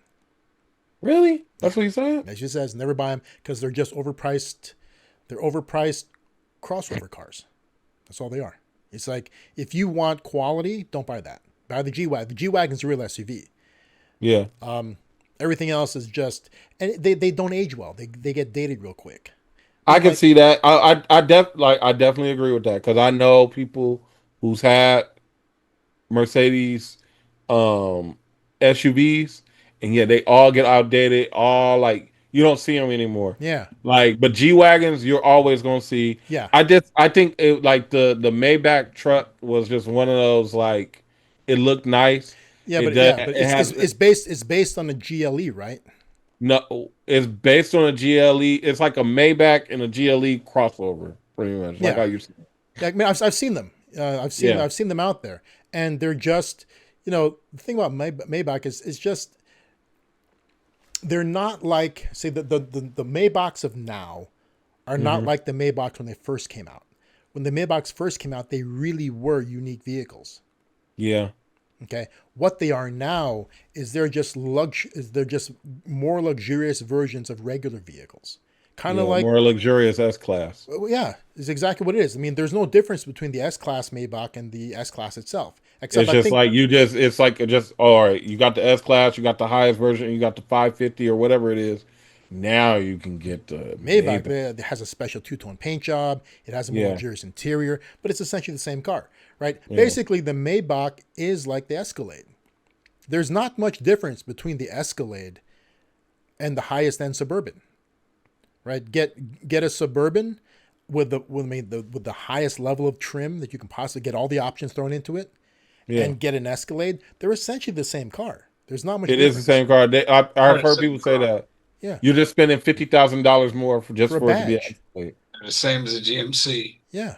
And the same thing with the Ford Expedition and the Lincoln Navigator. Yeah. And in fact, that one's even worse because there's not even any body changes. At least with the Escalade, there's a light and body change to it. Oh, it's definitely, I see what you're saying. But everything else aside, the Navigator is almost identical to the Expedition, except for the grille, right? But get a fully spec'd out Expedition. Wait, is it the Expedition or is it the which one is it? There's two of them: the Expedition and the Ford Expedition and the Ford Explorer. Oh, yeah, it is the Expedition. It is the Expedition. They're the same car. Yeah. They're essentially the same car. Just that there's no difference, really, except for the badges.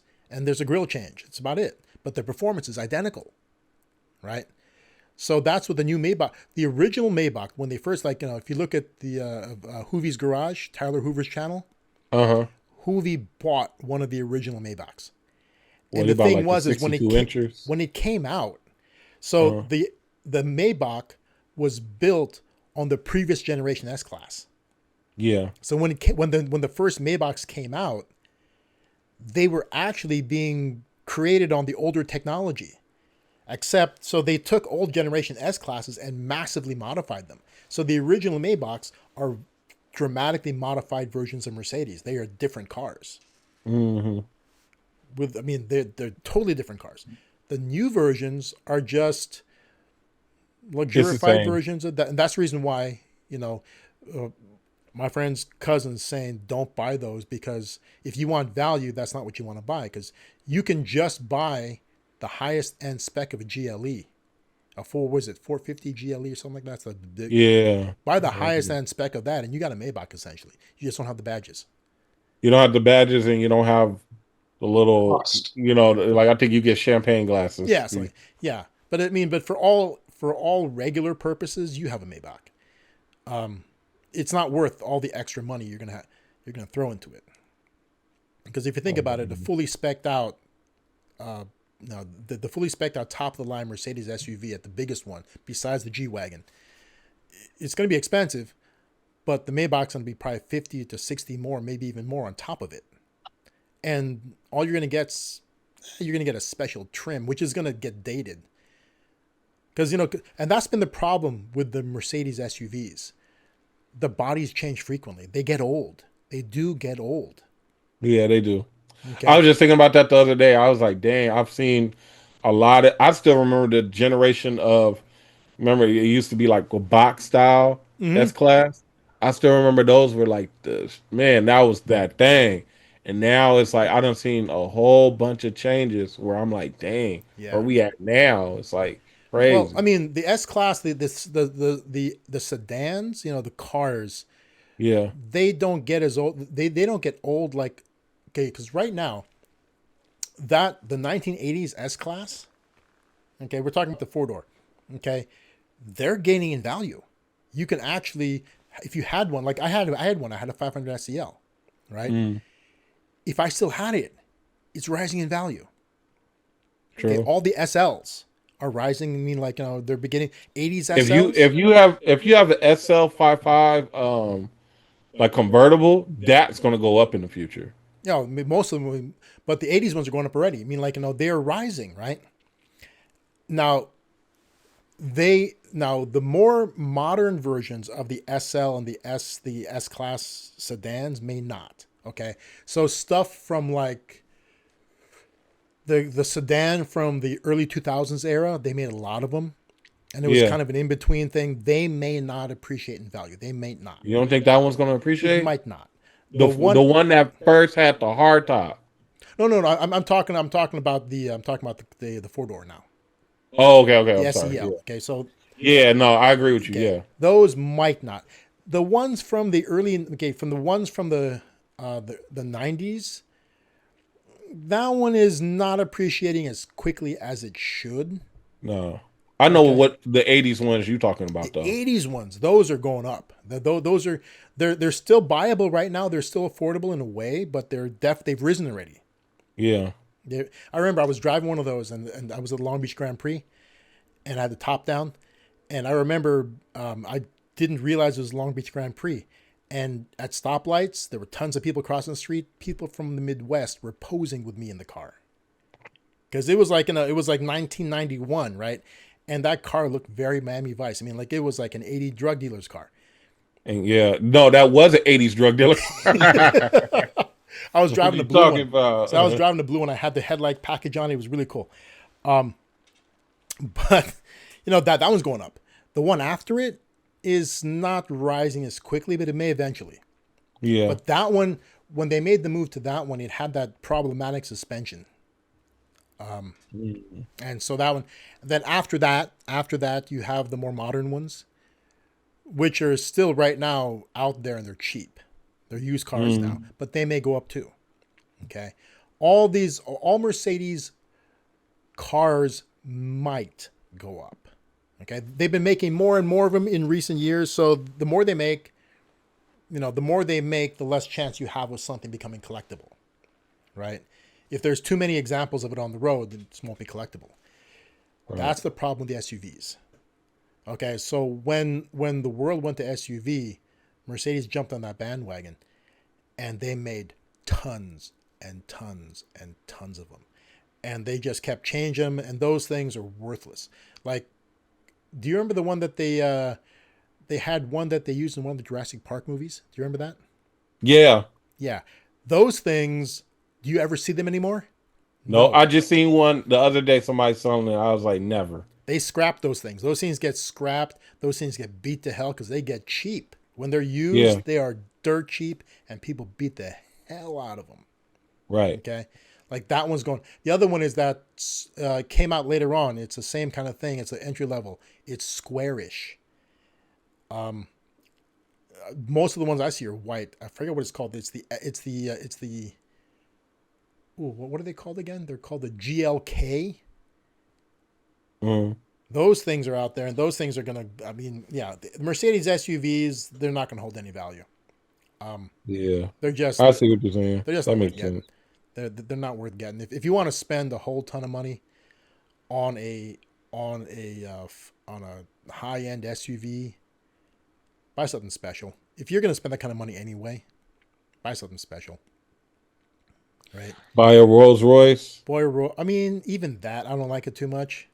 You don't like the Rolls Royce truck? Not so much. I mean, I saw a Bentayga yesterday on the road. I was surprised how nice it kind of looked. They look, but the funny part about them is they don't look that expensive. No, it was funny because this one was a sports edition. Okay. And I would rather have a Porsche Cayenne than that one. Now that's how I felt like watching it. Yes. Now the Porsches are another thing. Those also dropped like a stone. Yeah, I'd be seeing people in the hood. Can you guys driving. hear that alarm? No. No? There's a car alarm going off here. Anyway. So Porsches are another thing. So the same guy that I'm talking about, whose cousin is the service head for Mercedes. Yeah. He was driving a Macan for a while. The Porsche Macan, or is that how it's yeah, the smaller one. And he was enjoying it, but it was his aunt's, and he gave it back to her, and then it developed a transmission problem. His aunt still has it, but they're just going to scrap it because it's common that it has a transmission problem, and fixing it is outrageous. Dang. So they're just going to toss it. So it's not worth it having the Porsche. Yeah, they're going to sell it for nothing. And the thing about the Porsche is that the SUVs, those also get dated really quick. Do you guys remember how cool the Cayennes were when they first came out? Mm-hmm. Have you guys seen a first generation Cayenne recently? No. No, dude, I mean, if you get a look at it, if you see one, you're looking at it, you're thinking, why was that so special? And the reason it was so special was because it was a Porsche SUV when it first came. It was a Porsche. Like they was the first ones to really make that way. It was the coolest thing. It's like, oh wow, okay, it's like a Porsche SUV. That's so awesome, It's a right? Porsche SUV I could put my kids in. You see them now, and they look like Volkswagens. Because it was They Volkswagen. really look like Volkswagen because that's what they are. They're Volkswagens. Yeah. So you got to realize that Porsche, Volkswagen, and Audi share the same SUV platform. Mm-hmm. They all have an equivalent vehicle in that segment. Yeah. And so, like, and unfortunately, Lamborghini is running off the Audi Q8, I think. Q8, yeah. I mean, but the only thing is like, because I've seen It's both. a Lambo engine though. It really is a Lamborghini engine, so that's legit. Yeah. I mean, that's the thing. I would still do the Lambo truck. Me and my friend we was talking about that because I got a customer that got one, and he comes in pretty frequently. And I was like, I told him, I was like, yeah, you got a Lambo truck. He was like, having a Lambo truck and coming to the hood is crazy. It's like, well, you do it. See, but a Lamborghini Urus, the problem I have with it, it looks so much like the Audi. Yeah. I mean, like, it's hard to tell the difference. I saw one in the Philippines, believe it or not. So when I was over there, I saw one, and it was in the all gray. And what's crazy about the Lamborghini, especially when you get it when it's the Lamborghini Urus is usually it's all a single color, the whole thing, right? Yeah. When you get it in black or gray, the Lamborghini name, the emblem, disappears into the car. So when you first see it, you think you're looking at an Audi. No, I get what Until you're you hear it, or you get close enough to it, and you realize, oh shoot, that's a Lamborghini. Yeah, right? And especially after when you kind of see it in action, like it's very quick. It is. It's very, very quick. I was surprised, like seeing it move. I was like, whoa. But here's the thing that's really annoying is this: if you want quick, if all you care about is quick, you got to get an electric vehicle. That's true too. And that's the thing about, I mean, like, if that's your thing, I want quick. You can't beat the fastest EVs. You just can't. No, it's just, to me, like a lot of the EVs, like they haven't. Besides the Teslas, I think Teslas are beautiful. A lot of and Lucids. Okay. But a lot of them just don't, like the Rivian. I would never want to drive a Rivian, even though it looked cool. It's nice, but if you told me that you're gonna get the Rivian or the Tesla truck, or Cybertruck, I'm gonna get the Cybertruck. I'd rather get the Rivian. You think so? Well, I get it. Well, the reason why is this, okay? The Cybertruck is designed to stand out. Yes. It's not necessarily designed to be the best vehicle, right? I get it. So when it comes to what's nice about the Rivian is an electric vehicle designed like a regular truck. I mean, it's shaped like a regular truck. It has a truck bed like a regular truck. If you get the truck version, I mean, it's a regular car the way it looks. It's laid out the way you expect it to be laid out, right? What I don't like about Teslas is, I'm a car guy. I like cars. Like one thing I like. So my Jag convertible, I had a choice, and when I got it, to either get a version that had the screen in the center, or a bunch of dials, right? I chose the dials because it looks like a classic sports car. Right. I want a fuel pressure gauge. I want all the gauges. I want all the different gauges. I want I want a car like the early days of motoring, right? Yeah. And so when you step into a Tesla, it's so empty, right? You get in there and it looks like there's an iPad in the middle of the dashboard, and it's minimalistic. I get it. It's minimalistic. And if you like minimalistic, that thing's for you. That is really, really minimalistic. Yeah, I mean, I like recently, like I'm because I'm going to get a new car pretty soon, right? Okay. And I've been like kind of debating like what am I going to do, right? And like the Tesla has been a thought just because like one of my coworkers had one. She was like, it's like buying a Toyota Camry. It really ain't that expensive. And I was just like, okay, like I didn't think about it like that, but the fact that because right now I'm driving this Mazda CX-9, and the one thing that I wish that I had, I really wish that I could watch I really wish the screen would let me watch TV. I really did. I really wish it would let me watch TV. Is that really TV. what you want out of a car, the ability to watch TV? I would because you can do that in the Cybertruck. I wish it would let me watch TV. You could add that you can add an aftermarket screen and do that. I understand that. I look, I totally understand because I even thought about it with the CX-9. Yeah, But okay. I know with the next car that is going to be like, can this turn into a TV? If it can turn into a TV, we own. You might sell me on this. I don't know. I mean, to me, I mean, I would because if it is a TV, it's not doing the other functions at the same time, What right? do you mean? If there were, okay, so let's say, for example, if I had a screen like that in my car, so let's say the center console screen it can control your air conditioning. Let's say, for example, so all the AC Hmm. controls are on the screen, right? So if that screen is now functioning as a video screen, I the mean, eight. you minimize it and go and Well, change no, but the. that's the thing. That's I'd rather just have a separate screen with the entertainment Oh on it. yeah, yeah. And I get that too. I rather because I mean it's like that in the CX-9. Like you got all the temperature gauges at the bottom, and then all the infotainment stuff is at the top. Yeah. So You know what I'm saying? that thing is I wouldn't make see, and that's one of the reasons why I don't want cars with screens, because and this is another thing that the Mercedes guy relayed through his cousin. Yeah. Okay, so this guy can drive anything he wants. Okay, Uh. and because then he has the capacity to fix those things too. So Yeah. basically, when you get service technicians, and especially the higher end ones, the service heads for like all these different car companies, Mm. they pick usually the most elevated version of whatever it is that their company sells. Okay, it's really bad when a Mercedes service tech drives like a Lexus. You know what I mean? Hmm. That's a really bad indicator, right? But he doesn't. Very He, bad he indicator. doesn't. He drives a Mercedes. Okay, his recommendation's this. It's like there's what's being referred to as peak whatever, peak Range Rover, peak Rolls Royce, peak Mercedes, right? I'm gonna get the year wrong. What he drives the last year of the primarily standard dashboard S class. He drives the S. Mm. He drives I think like a 2019 or 2017 S550, Mm. right? And the reason why he says this, it says in the new ones, if any part of those screens goes out, because the new S classes have screens all the way across the dashboard. There's three of them. Yeah. Okay, if any one portion of any of those screens goes out, you must replace all three. Okay, and it's something like I'm gonna get the number wrong. It has a five in it. It's either $15,000 or $25,000 to replace all those screens. Okay, Yeah. See, and that's and it's gonna that's and it's gonna also. happen especially after the warranty's out, Yeah. right?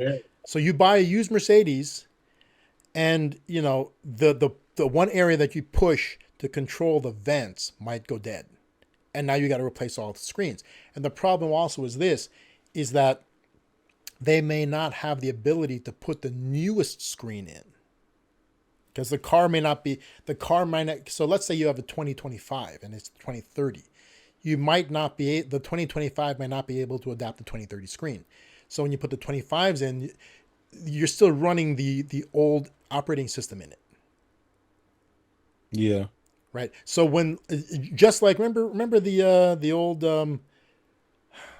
navigators, like they were only navigators, GPS things you bought. Like I had Yeah. one by, was it Tom or something like that? Yeah. You can't update them. Say what I mean, like, because there's hardware. So the software keeps advancing and it reaches a certain point the hardware can't be updated to anymore, It's obsolete after right? some point. So your 2025 Mercedes can't run the 2027 software in it. It gets outdated. So you got to just And redo so all so of so it. you might have the current body style, but because your screen is 3 years older than the new one coming out, you can't put the newest software in your car. So you're stuck with the old software. See, Unless you want to look, change the whole screen for like $30,000.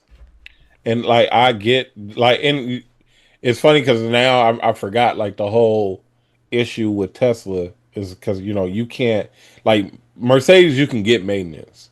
Mm-hmm. You can't really get no maintenance with no Tesla. That's always been the issue. But the thing is, that doesn't need as much maintenance. Remember, all this guy's electric motors. They don't have a lot of the systems that regular cars have. Yeah, but what So if my screen go out? what if what? When my screen go out, They're bad at that too. They're bad at man, I don't, supporting. I don't like, I like. Don't quote me on that. I'm just because I remember that was like an issue that I never thought of I'm like, oh wow, it's this brand new car company, but how do you handle the maintenance? And then what do you do when the battery goes off after you hit the mile Okay. threshold? So I would assume that things like the screen, like regular parts of the car, would be easy for them to service. I would Yeah, assume and that. you probably like I know somebody who does electric cars. They might be able to Okay. do something like that. But the battery's a different story. I mean, okay, so my uncle's got like three of them. Right. Dang. He just got the new one, I think. Okay, so he has the Model S Plaid. Uh-huh. The crazy. And then he just bought the newest one that has super powerful, right? He loves Yeah. those things. He likes minimalist. He likes the minimalistic style. He loves Yeah. the quickness, but what he really loves is it drives for him. Yeah, I get Right. it. Now it costs more than, okay, to get the self-driving model costs like $8,000 more. Uh-huh. Okay. And you can have it transferred to new, and when you sell it, it doesn't follow the car unless they pay for it. So the car Mm. itself the self-driving is tied to the owner, not the car. That's big. Okay. So when you buy the self-driving, you have to pay extra for it on the used car. So if it has it and you want it to become yours, you have to basically get it signed over to you. So I got to go pay You got to pay $1,000. extra, yeah, for that service, right? But anyway, that's why he has it. And Mm. what he was saying is that, so he has one of his Teslas right now that he got it at a good deal. He bought it used. He bought them used, but it bottomed out, and he's not going to get almost anything for it. So he's keeping it. Oh, okay. Okay, because he figures out. Say What's that? bottomed out. What happened to it? No. I'm talking the price. Oh, okay. If he sells it, he'll lose money. Okay. So he says, "Screw it, I'm keeping it. It's paid off. He buys everything cash, which he shouldn't, but he still does." Yeah. And so he's like, "He's gonna keep it. Well, why not?" Right? And so he's keeping this thing. It's really nice. It's a top model. It's the S Plaid, I think, is the one it is. It's beautiful, low mileage and everything. And I was asking him, "What about the battery?" And he said that that there's some Teslas have gone hundreds of thousands of miles on the battery, and others that the battery has just conked out. Right? Yeah. When the battery conks out, that's it. The car's worthless. It's brick. Yeah, I think I want to say it's like 250,000 miles. He said that they last longer. They can last longer. They're not designed to fail at that level, but they start to fail at that level. Yeah, because like I've only it's funny. I'm my the truck, right? My little Sonoma, right? Mm-hmm. Got 189,000 miles on it. Yeah. And this is a 2003. This is a 22-year-old car. So like for a Tesla to get 200,000 miles on it, you have to be doing some serious driving over a short span of time. Oh, dude, no, I'll do that. I mean, you know what I drive? I'll do that in no time flat. How long? Because yeah, you got a big commute. Yeah. Like how long you think it will take you to get to 100,000 miles? Well, if you think, okay, so let's say that I did this longer. Okay, so I would. So let's call it. Let's round it to 80, depending on the route, right? So Uh, 80 miles each way, right? mm. So drive there 80, drive and drop off 80, come back is at 160, is drive back to 160. So daily 320 320 a miles day. Yeah. a day. And Time let's say I do that, and yeah, let's say I do it 4 days a week. 4 days a week. I was going to say the same thing. And then out of 52 weeks, so 66,000 miles per year. Yeah, let's call it that. And then And it's then I drive like for fun too. So let's call it 70,000 a year easy. yeah, it's like 70, 75. So in 2 years, you put 150 miles, 50,000 miles on it, Easily, and it yeah. clunks out, and it might clunk out. Yeah. And Yeah, it the ain't thing working. about a Tesla, it could clonk out. I mean, it could clonk out at any time, right? It Mhm. could be under 250, it could be over 250, right? And I don't think the warranty ever covers the battery. I don't think the warranty covers I anything. don't think it does. The battery can go and then it's uncovered. And when it goes out, that's it for the car. The cost to replace the battery through Tesla is prohibitive. So you might as well buy a new car at that time.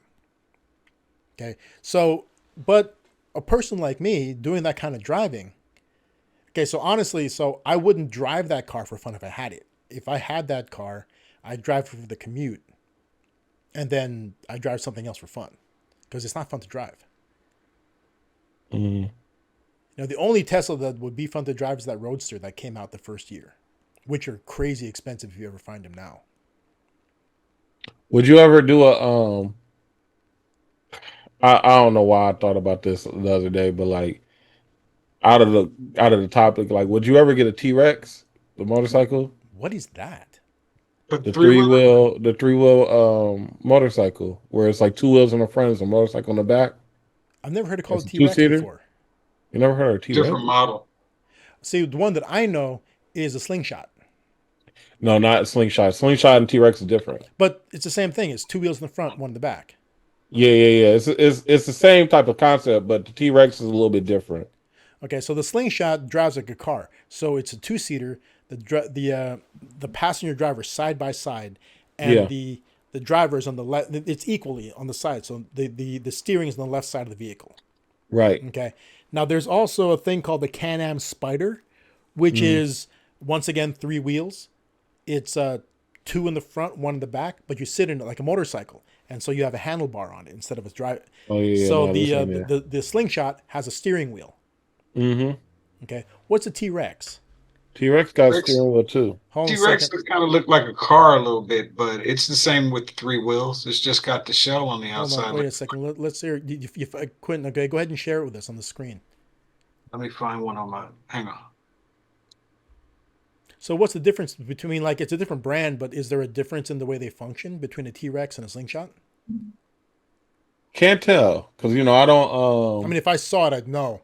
I mean, if you sit in it like a car, and it has a steering wheel, and it has two wheels in the front, one in the back, it's all going to be about where the engine is. Slingshot, the engine's behind you. Mm-hmm. Oh, okay. Click one so we can get a better look at it. Okay, so this is my take on this. That is simply, that's a Slingshot. I mean, it's the same as a Slingshot, really. This came out before the Slingshot, though. Yeah, but I'm saying this is essentially. It's the same thing, though. Yeah, that's what I'm saying. It's the same type of. It's the same thing. Same concept. But here's the difference. I think the T-Rex can probably be driven legally without a helmet. And You can. And I've never seen one of these on the road before. You know what? Never even heard of it. It's rare when you see them. Never even heard of it. Yeah, these are rare. See, Slingshots are considered motorcycles. And if you drive a Slingshot, you have to wear a helmet. Legally. I say, and guess what? I don't ever see nobody wearing helmets. True. People always violate that. This is why I like the Slingshot is it's open. It's an open it's an open top. Really is a convertible. Look at that thing. Uh-huh.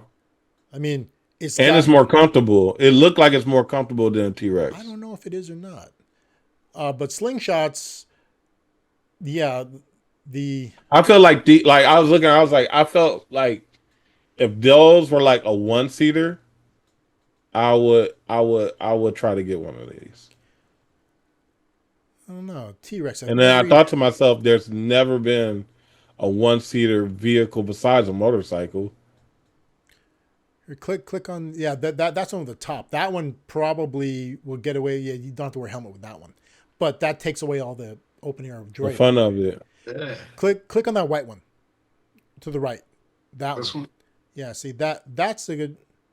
Yeah, that's a good representation. I mean, it's fun. It's a fun vehicle, and like this. So I guess they're making them with bigger roll bars on them.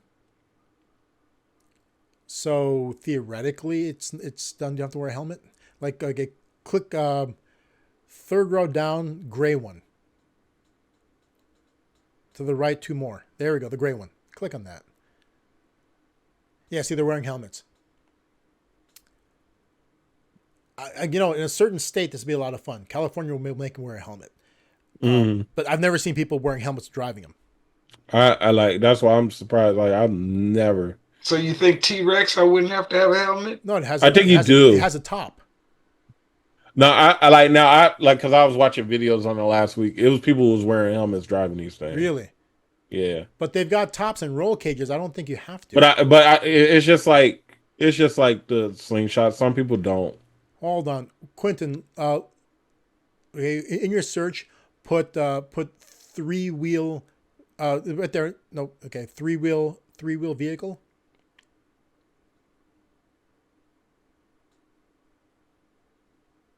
Okay. Search that. There's another model that came. I saw this at a meet. There it is. Oh The yeah, I see those too. Vanderhall. Yeah, Okay, so I've seen this at a motorcycle meet before that I went to. Somebody yeah. had this. A Persian dude had one of those. That gray one, Vanderhall. That one. Click on that. That thing. Okay, so this thing somehow does not require a helmet. Is that a one-seater? They come in different configurations, but there's an area next to it. So actually, what's it called? Vanderhall. So search that Vanderhall. Vanderhall. You don't have to do a new tab. You can just Want me to go to this one? just go Vanderhall.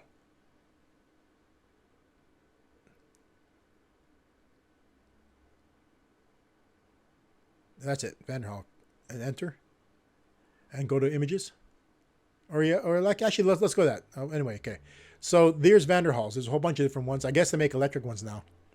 So the difference between this and the slingshot, number one, it has a retro look. Okay, so let's click on one of them. No, click on the better view.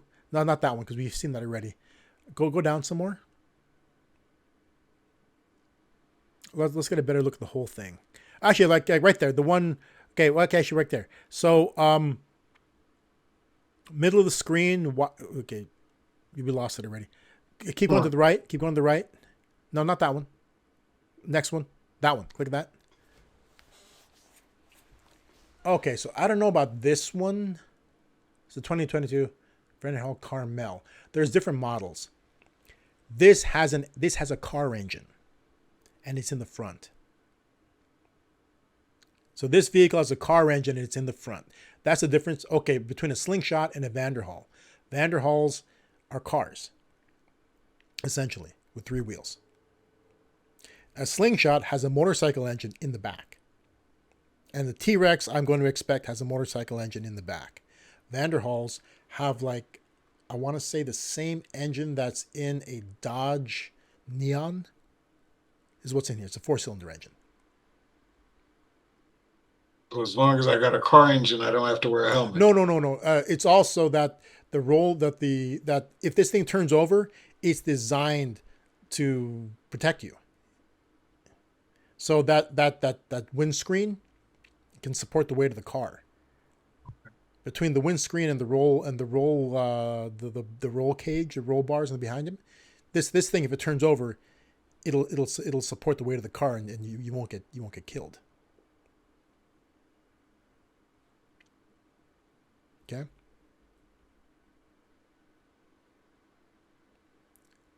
Yeah. Anyway, so yeah, that's the Vanderhall. Actually, I think the one I saw was there's different models. Actually, go to the company's website. Go to the top and go to their website. So click all. No, you got click all. There we go. There, go to the website. There it is. Vanderhall Motor Works. And let's look at the scroll down. Let's look at the models. Brawley, Santa. Oh, so they only make these three now. They don't make anything else. That looks like the one we're looking at. But it's a different model. That's a Santa Rosa now, so I don't recognize any of these names. Hit Santa Rosa. Let's see what comes up. Yeah, they've totally changed things around now. So these are the new offerings. They're probably electric now.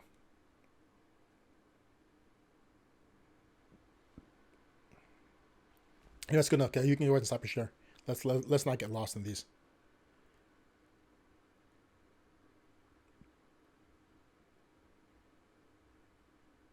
There we go. Raylo. There you go. Yeah, so Yeah, I wouldn't drive anything I had to wear a helmet because they really can pull you over if they want to. Hmm. They really want to, they can pull you over. I've never seen anybody get busted for it, but it's possible, Right. right? You could modify it if you modified it. So if you put in a stronger roll cage, like the problem with the with the slingshots is that the front windscreen is barely there, right? So if it turned over, you're definitely gonna have a problem. Except you're gonna get hurt. Okay, if you Hmm. if you put a roll cage in the front, basically if you put a taller windshield and made it integrated into the frame, and a cop pulled you over, you could basically get away with that. You can argue your way through it, and if the guy gave you a ticket anyway, you could beat that in court. Take it to court. Now you could beat it in court. But if you did the modification to it, okay, Wouldn't that be expensive? no, wouldn't be that much. But it will create a taller windscreen, which will diminish some of the wind in your hair feeling. And I have driven one of these before without a helmet because somebody brought it to a car meet and I took it around. Right, they're fun. They really are like being in a freaking go-kart. It's insane how fast they are. Hmm. Okay, and yeah, it's got and they come in different engine configurations. But the fastest thing I've ever been in, except for electric car, has been you ever seen those Mini Coopers? So a friend of mine in the Philippines bought a old school Mini from BMW's older days. So it was like a 1970 or 80 something Mini. If the And front wind, the one with the front opens up. front There's opens. a Mini Cooper where the front actually opens up and you have to get in through the front. No, not like that. This looks like it's like from the original Italian Job movie, not the one with Marky Mark, but with the original one. And he had a Hayabusa engine put inside it. So he had the engine removed, and they put it in the back, and it was a Hayabusa engine. It's the engine that powers the GSXR 1100. It's massive. It's a crazy motorcycle engine, and the thing is crazy, crazy. I mean, dangerous fast. Problem is the engine is inside the car with you. Yeah, Is you it gotta hot? wear hearing protection when you drive it, Is it hot though? dude. The Philippines hot anyway. Yeah, but the car's wild. It's not for everyday driving. It's for taking to the drag strip and showing somebody and surprising somebody. Okay, so that's what it's for. Okay, we got Raymond fading. It Yeah. It was a long day. was a long day. Long day, long night. Oh God, it's going crazy. Well, dang, Anyway, what so did I yeah. do yesterday? So let's hear anything else we want to hit today. So we talked about a bunch of things. Yeah, man. Let's talk a little bit, if Raymond can stay awake a little bit longer. Let's talk about monetization. I mean, the world of monetization, right? You, as a business owner, right? There's a lot of things you can do as a business owner, right? So Yep. Raymond, okay. So let's hear a few. Just don't get deep into them. But what are a few things that you've dabbled in? Like Let's stick to as far as legitimate ones monetization or just in general. in general as a business owner. Like As a business owner, let's stick to restaurant. legitimate stuff. As a business owner, restaurant. I've done graphic design. I've done. Um, I worked at a piano shop. Um, I tried to consult for a while. Man. Um, I was into like that web design. I mean, Yeah, these are things you get yeah, for money, right? right. Now Sir. Quentin's a working guy, so I know. Okay, so we're not going to talk about jobs. Okay, that's not what we're talking about. The jobs. I mean, because they're really okay. So there's levels and sub levels. There's the job level where you're trading. So you got the trading time for money scenario, right? So when you're working in a job for somebody else, you're trading time for money, right? They're paying you what they think you're worth. Now, a lot of people's dream is to own their own business, so they're not doing that. So you have your own gig going on, right? Unfortunately, some people quit jobs to run businesses that pay them less. Right. Many people do, right? I've done it before. Okay, it happens. right? Or you think you're making more, but the number of hours you're putting in, if you factor it all down to it, I should have stayed at work, right? Yeah. That happens sometimes. Okay. Okay. So then there's the other levels of it, right? So when you go into business, there are some businesses that have more necessary out of pocket than others. Some require a lot of capital expenditure. Others require more time, right? So if you really think about it, there's a formula. If you take away all the other parts of it, you're looking for something that you can do that pays you the maximum amount for units of time without with requiring the minimal amount inputted. Right. Right. So you can do something that pays you $400 an hour, but requires you to spend $300 an hour. So now you're making $100 an hour. Okay. There's other things that you can do that, I mean, that's how you want to look at it. And then there's others, though, they compensate you really well. They require a lot of your hours.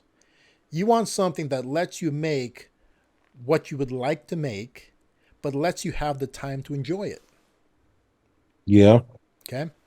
So that's why I'm saying, like, in the online world, see, that's the beauty about the online world, right? So we talk about the ways you can earn in the digital world, right? Let's name them off. There's really 5, but 2 of them kind of part of each other. You can make money selling your own products, selling products you directly control. Okay, you can do that. Okay, they can be physical, they can be digital. Okay, but they're yours. You can make money recommending other people's products and driving people to those products, and you get a little piece of the action. Okay, that's called affiliate marketing.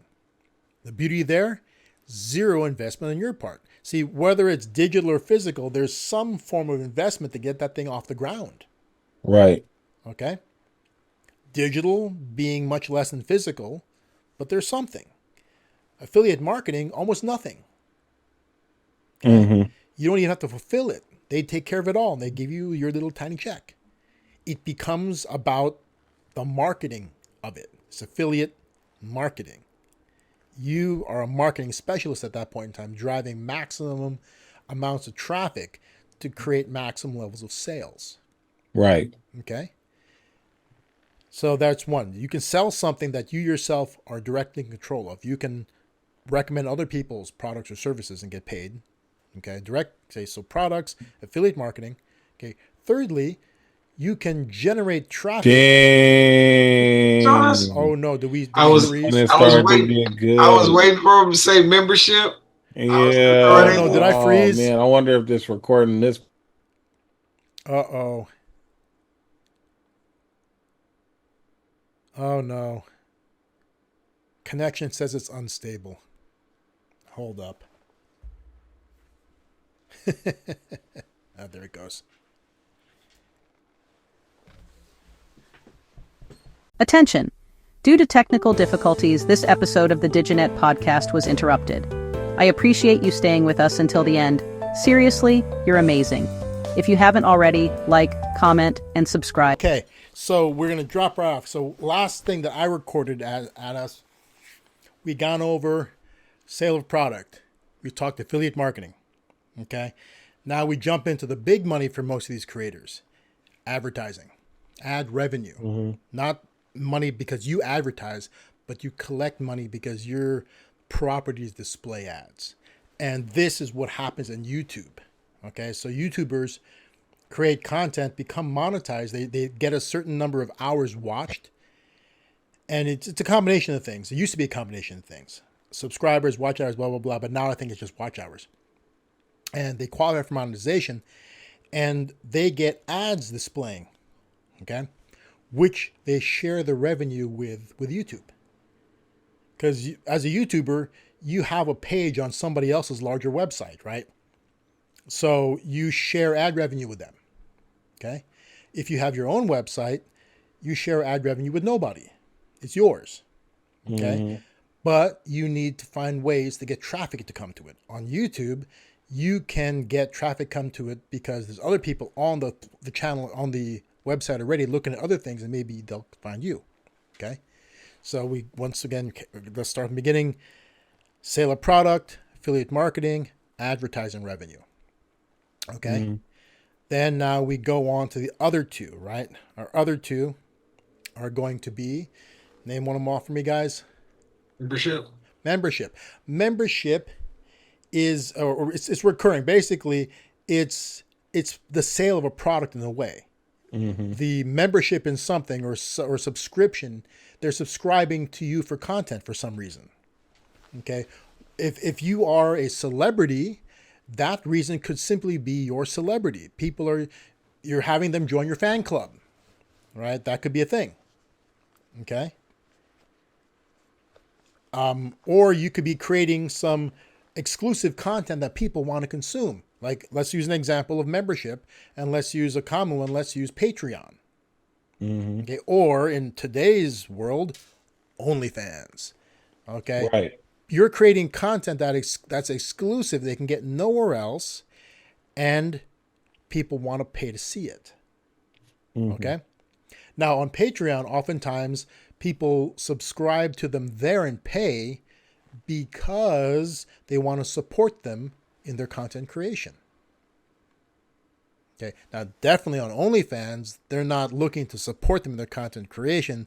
They want to consume that content for a purpose, and for that purpose, they're willing to support them. Okay. So that's us four, right? We have sale of product, your own, recommending other people's product, okay, which is affiliate marketing, ad revenue, some form of subscription / membership, and the fifth one, okay, is sponsorship. It's when a brand, when you work directly with a brand and they pay you to create content. Okay. Typically that they pay you to create whatever content you want, and they're sponsoring that content.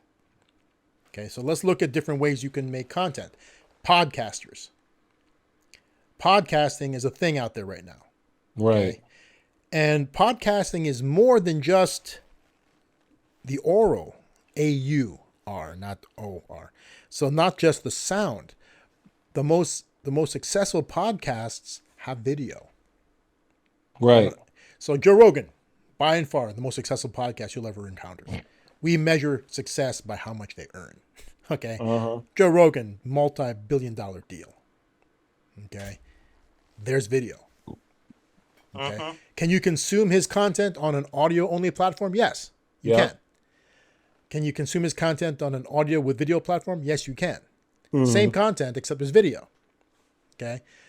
If he made audio-only content, could you consume his content on a video platform? You could. Would there be something to watch? No.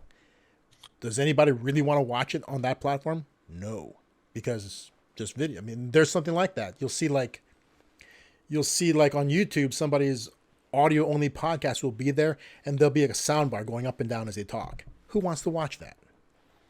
Right? Nobody, right? Okay. So podcasts are typically monetized through sponsorship. So you'll see a person talking about, like for example, this is our podcast. And if we had a sponsor, we'd be saying something like, today we want to thank our sponsor, which is Zippo Fluid, and then we show the Zippo thing. You're like, thank you, Zippo, and then we do a brief commercial about it. And it's a permanent part of the video. Right? So no matter who sees this, they're going to see me plug in Zippo. Okay? Which is not a sponsor, by the way. Okay, just as an example. Okay? Now, if this was on YouTube and you're watching it and we had ads, the ad that pops up in our pre-roll ad, the ad that pops up in the beginning before it even starts, is going to be an ad tied into the viewer. So the three of us check out the Digenet Podcast on our own computers, and we all get different ads. Okay? The ads are directly tied to what we're interested in. Okay? That's why ads, that form of advertising, if you're going to buy some, that's very powerful. The people are seeing, the people who are watching your videos, okay, they're seeing ads tailored to them. Stuff that they are thinking about getting to begin with, based on their search histories. And people will argue that their devices are listening too, but we're not going to get into that today. Okay. And so those are the 5 ways that you can earn. So like podcasters typically earn through sponsorships. Okay. YouTubers can get sponsorships. people who own websites can get sponsorships. Like you can have a food blog and this post is sponsored by like Lodge cast iron skillets. Okay. And what's cool about it is this, you can have a post sponsored by Lodge cast iron skillets, and it can also be an affiliate market post. Think about that. If you have a direct relationship with Lodge that they're sponsoring you, you probably also have an affiliate deal. You can get affiliate deals with brands without even being sponsored by them. Like anybody can get an affiliate deal with Amazon immediately and start selling products through Amazon by reviewing them on your website, reviewing them on your YouTube channel, and driving people to buy them. Okay, so there's many ways that you can earn out there, but you got to understand the platforms that you're on.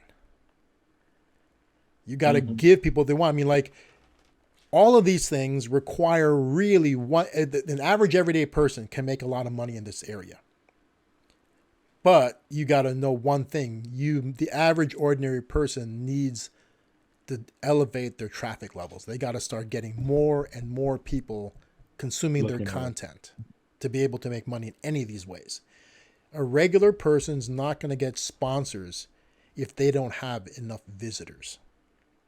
Why would a sponsor pay to sponsor your content if nobody sees it? Right?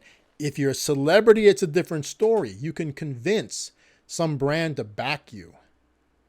If you're a celebrity launching your online presence with the promise of you probably picking up a lot of viewers, they may want to support you. If you're an athlete, they may want to support you. That's possible. But everyday person needs the proof of traffic. Okay? Ads. You want to make money from ads? You're paid for every 1,000 views. Okay? So you definitely got to have big numbers. Okay? You want to make money from affiliate marketing? Okay? What's the marketing formula?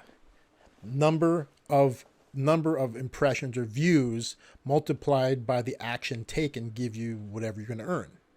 Right? So to get the big factor is number of views. You have to get lots of views.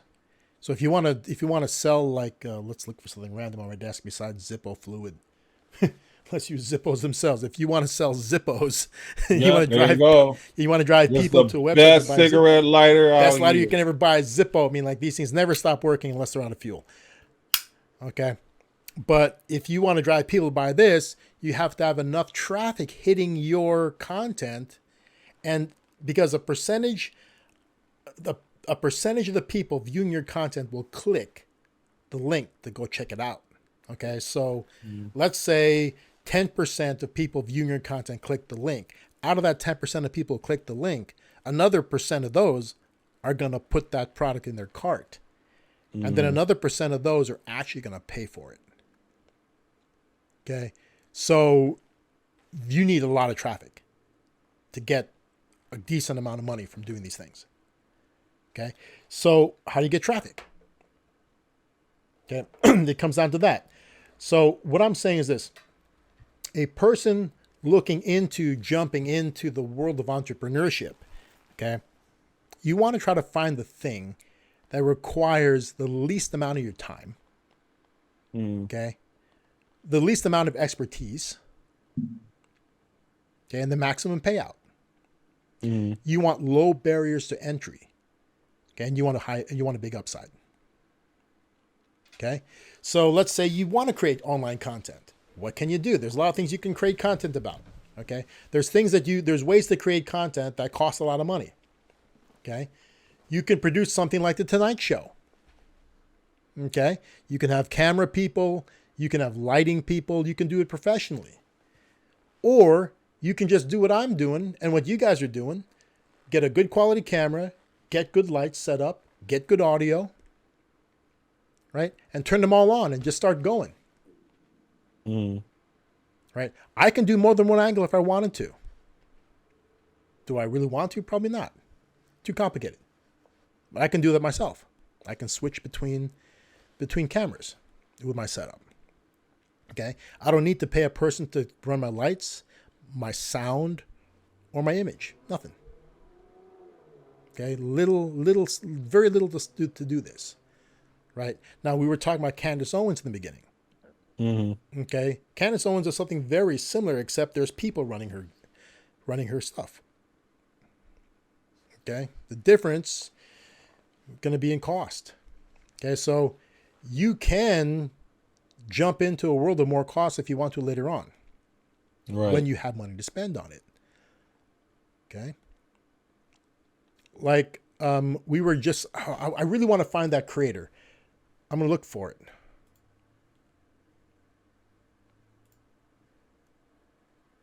I think they're called Charman. I'm going to share this screen with you guys and the world. Okay, I'm going to bring...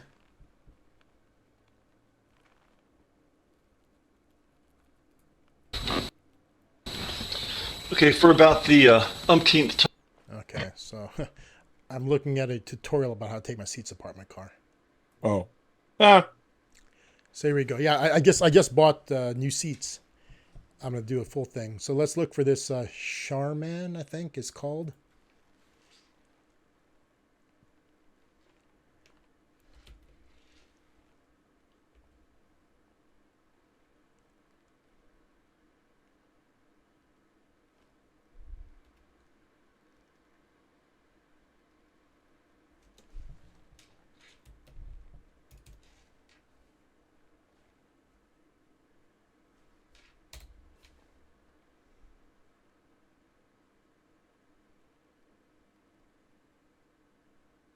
It's not this guy. Sherry Man, it's not him.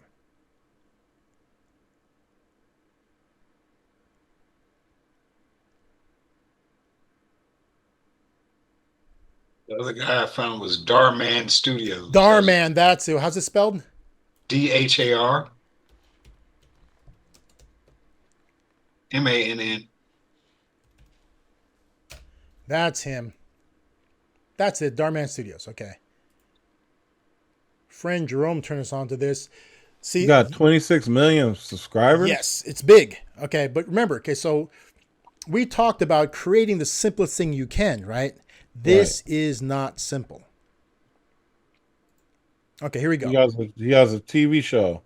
Essentially is what he's got. Right. So this guy, in looking at his posts that covered one full month, a month ago, this guy did 34 million views.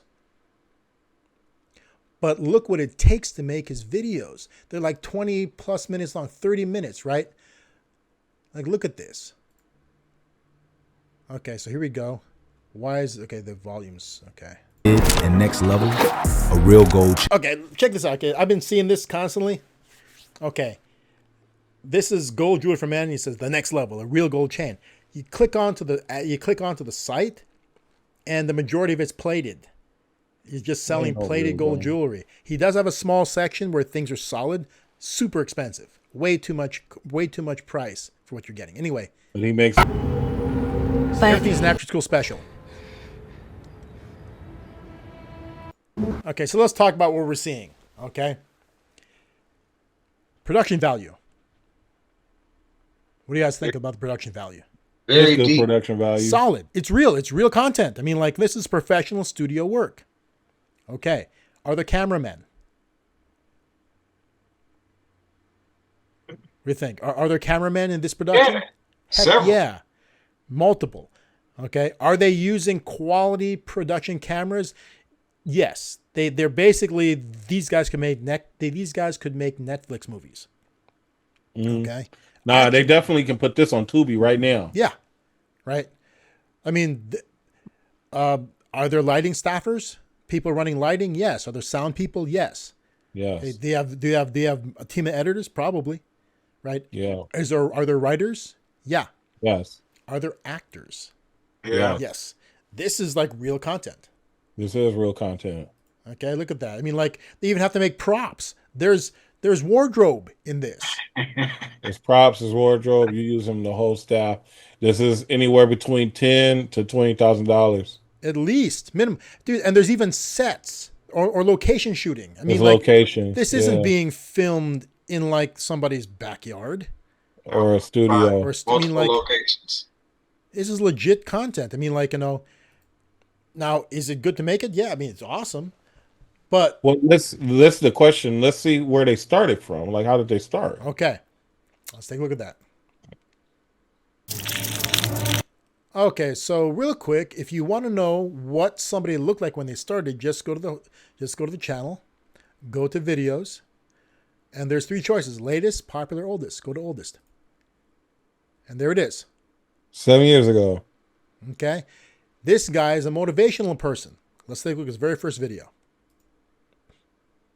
What if Michael Jordan decided to stop playing basketball after he got cut from his high school basketball team? Or what if Oprah decided to leave entertainment because she got fired from her job He's as like, a you reporter? can do it. You know, he's this guy. Or what if Elon Musk gave up after he crashed his first rocket? What would the There world he be is. like? So there's Darman. Okay, so there he is sitting in his apartment, probably a condo. And it looked kind of plush. He got some paper. He's Wait, got what? this How many views this one got? 2.4. Okay. Okay. I mean, he's got money. I mean, like, you know, he's got professional beat. He's scripted it. Okay. So what does this take to make this thing? He scripted it. So it's fully scripted. He had shot. I mean, basically, he gave somebody a shot list. So his editors have a shot list to fill in the B-roll sections, right? He's got B-roll. He's got his primary shooting right here. Guy's got money.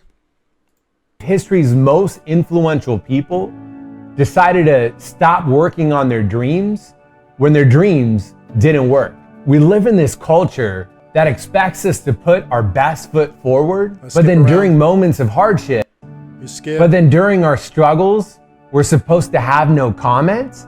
What happens is we become so terrified of trying and failing. About this, we break down our muscles in order to grow them, or we go through labor in order to give birth. Right? We even break ground to build up towers. It's really after we break down, that's when we can start to break through. So you jump through it. Failure is not fatal.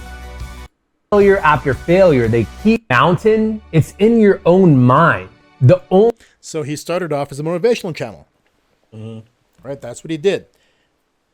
Okay, so let's go back to what he started else he's doing. And he started off right from the beginning, you know, investing in these. He invested in his content immediately. Okay, actually, let's take a look at what he's all about, right? So look at this. So look, so he's got a deal with Samsung TV Plus. Wow. This is a real studio. So this guy probably got somebody. There's absolutely nothing wrong with doing this, but got to realize this takes investment, right? This guy's a lot like, what's it called? What is it? Watcher Studios. They created a real studio. They're making real content. They're distributing it on multiple platforms. This is money, but this takes investment, and this takes connections. Right. Okay. Let's look at his numbers. Okay, look at, there he is. Wow, look at all he's got. In fact, let's take a deep dive into him. Let's check out his Instagram. Okay, let's check out his Snapchat here somewhere. No, I'm TikTok. You have TikTok going on? Yeah, it's down there. Down. There it is, TikTok. There we go. Of course, he's got his podcast on Spotify. Okay. He has a podcast. Actually, it's let's take this. Here is his information. He's been on here since 2018. Right? He's got 26 million subs. He's got 18 billion views. Dang. Okay. Now he's got real channels. He's got real TV. I mean, like, he's got real stuff to drive traffic back and forth, right? But how much did this take to start up? Instagram, 4.7 million followers. Okay. TikTok. I'm not logged in. But you can still see it. 16.4. Okay. Darman on Spotify. Here's his podcast. New episodes Monday through Sunday, 9 p.m. Pacific time.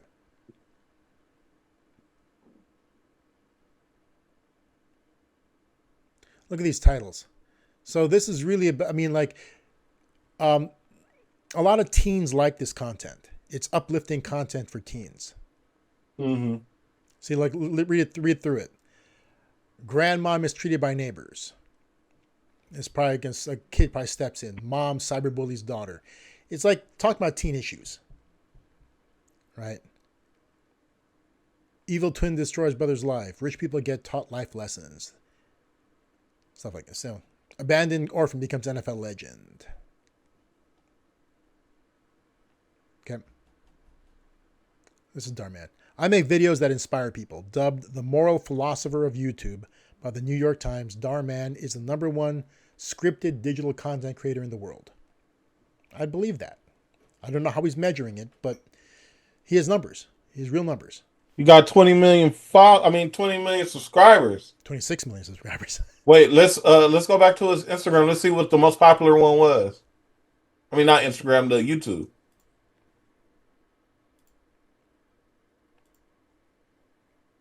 I mean, views 68 million. Yeah. You got bully for autism.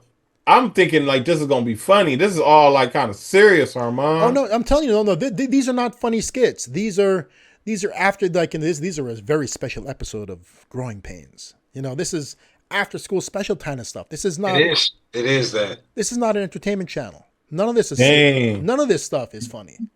Handsome boy wears a helmet to avoid girls. Oh my God. The babysitter gets revenge on evil kids. The boy works hard to buy a PS5 for his siblings. Son leaves poor mom for his rich dad. Dang. Girl buys fake Gucci bag to make friends. I'm gonna ride a fake Gucci bag. See, this is all like serious. I mean, like, this is for kids who are feeling issues. Right. Man. It is really after school special stuff. These after school specials. School, sit at home, watch this, and make you feel better. Yeah, this is not. There's no silliness here at all. See, it's all inspirational stuff. Stories that inspire. New videos Monday, Wednesday, Friday, on YouTube. So 3 videos a week. And yes, this is the one that I did the numbers on. A single month, because we all know that these videos peak after the first week or two, right? They're never going to. Then they'll have trickle views, but they're not going to perform anymore. They're not really going to grow that much. So in a month's time, 34 million views. Right now, of course, he is spending a lot to create these. I mean, like, you know, this is the real thing, and the reason why it's even more than you think it is, because he's got deals with Samsung TV Plus. So this is being distributed in multiple places, right? Oh wow. He's got to use Union. Yeah. He's not paying like, you know, if I was going to do this, I'd pay you two guys to come do shit for me here. No, he's not doing that. He's paying Union rate. See, these are real actors. He's paying going rate for these actors. These are not just some kids. But see, the thing is now though, right? Because now, well, we can't see it from this because I can't. This concept came in my head this morning, right? That it's like right now I'm underwater with doing videos, right? Okay. The amount of time that I take to make videos does not come back as far as compensation is concerned right now. Okay. Now, when I get my head above water, is different. Where the amount of time that I spend making on videos, the amount of money that I make supersedes that. Okay. You know what I'm saying? So it's like it's like a different scenario. Now his head is totally above water. So if he's spending say like $100,000 on each video, it may bring him back way more. Oh, it does. But here's the thing, though. Okay, so this is what I'm saying. A creator starting out, you can do this, right? Yeah. But you've got to hire people who have done this before. You have to hire real production professionals, and you have to invest in this. Like, this guy came out the gate spending money on his content. I mean, that's what you got to. He came out doing that, right? Well, I mean, remember he came out the gate doing inspirational videos. But even with that, you saw the quality of it. He's spending money on the content, right? He's not. Okay, editing yeah, that. you're right. I see what you're saying. He's not editing that himself. I mean, like, he went out. He's not doing the quartering. Okay, guys. So let's jump into there real quick because we said the name a few times. Let's jump into that. Okay. There he is. Okay, so you can do what Darman did, and you can jump into this space and spend money, right? If you're in the industry that he's in, I mean, like, he's a studio, right? He created it's Darman Studios. Yeah, he created a studio to do this, and he's just not a studio by name. It's a real studio, okay? It took a real investment. Another group who did this, let's go to them. Watcher Studios.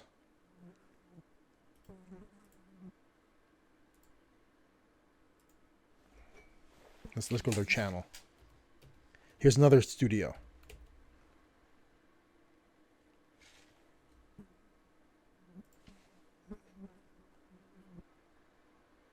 Okay, so this is another studio. So these guys who created Watcher came from BuzzFeed. So these are three of BuzzFeed's biggest producers at a time. Okay, they made BuzzFeed hundreds of millions of dollars, and they broke off on their own. Okay, and I saw a video explaining it. Basically, they raised capital to create their own studio. So they created a company, they sold shares, they put their own money in, and they created a studio. So they had real budgets, and they had a real facility. They're the same as Darman in a way. Okay, these guys went into YouTube spending real money to create a company. Darman went to YouTube spending real money to create a company.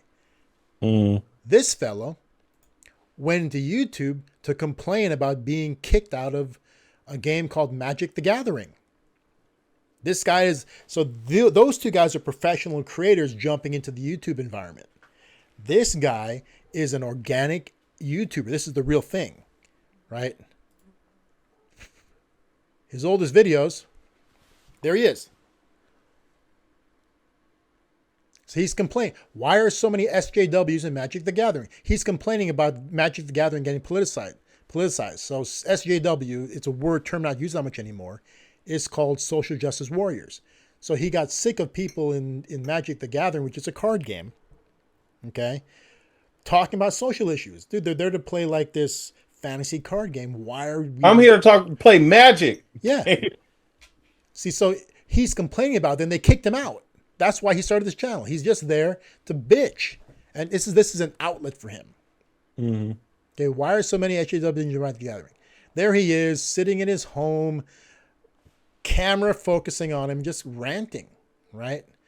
50, and here's another one. Magic the Gathering is ripe for GameGate Light, Part 1. He's complaining about his passion. Magic Judge, Level 5, Magic the Gathering Judge gets disappeared by woke something. Marvel Twitter wants another Gamergate. This guy is just bitching about stuff important to people online. If you don't spend enough time on YouTube or in video games, none of this stuff will make any sense to you. No, because I didn't know what none of this was. He was talking about. Still don't know what Magic the Gathering is. This is a zero budget channel. No money spent whatsoever. Some dude, here he is now, sitting in his gamer chair. This is when he realized, I can just do this from my gaming setup. Yeah. Being family friendly will not save local game stores. He's basically complaining about the video game world.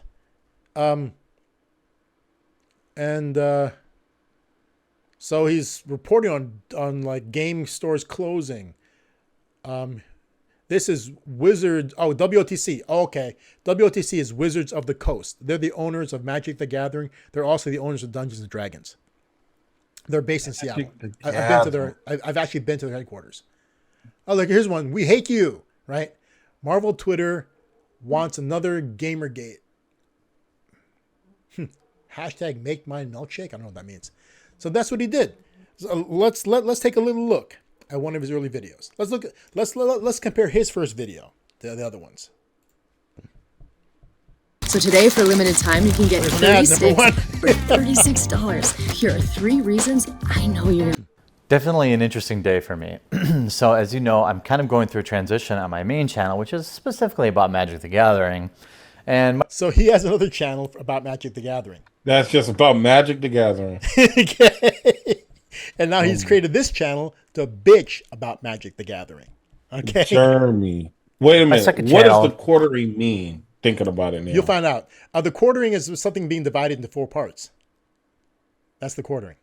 which So is now wait, is currently this called Magic Unsaved the Gathering being divided? I don't know. I've never really. Okay, let's listen. Hold on. After Dark because it's Unsleeved Media is my main channel, but I'm going to change it. I think I'm changing it to the quartering this weekend because it feels like everybody's like pulling everyone in every other direction. And what I want to do is kind of like reassemble the human body here. That's why it is. So things being pulled in 4 parts. The quartering. Metaphorically, and do that through discourse rather than arguing. And so I put out a video on my main channel, which I knew was going to cause some waves about some ideology-driven policies that were getting added to our Magic the Gathering judge program. Basically, So this guy is a affirmative judge action program. type He's stuff, which this is I'm uber a firm geek, believer right? in meritocracy, and especially in a volunteer program like the judge program. Okay, so we've seen what this guy does. Okay, Nerd. right? But let's talk about this nerd. Okay. Let's look at his new videos. His most recent one. Look at the biggest transition. pushes- Jeremy. What was that? I said, look at this transition. Look, shout out to Jeremy. So there he is. Okay. So this dude, okay, now I'll tell you one thing. Okay. Sometime in the past couple of weeks, he transitioned to a good camera. So he made the jump from crappy camera to good camera. Okay. What, you think he was just using a webcam? I don't know. He could have been. Okay. But okay. So let's talk about, there's a lot more background blur. I'll tell you that And he much. got a new hat and a new Yeah. sweatshirt. Okay. So he's running what we're running. He's got a good he's got a good quality camera. Okay. He's got lighting. So he's alone so he's pulled back. So he used to have a studio. He's back in his old digs. Because of the drop in monetization for channels like his, he's cutting his costs. Still making good money, but he has to cut costs now. Okay. And this is the thing. He grew. He is okay. So let's talk about his numbers real quick. Okay. So you guys saw his first video, right? Yeah. Let's jump to his main channel and let's analyze him. Okay. He's been on here since 2015. Okay. He's an absolute nobody. Invested no money in doing this. Absolutely none. He has no script. Everything he does is off the cuff. He just talks out his ass. Mm-hmm. Okay. 2015, late 2015, November 12th. So end of 2015. 1.89 million subscribers. Okay. A good number. It's not 26 million. But can you see that view number he's got?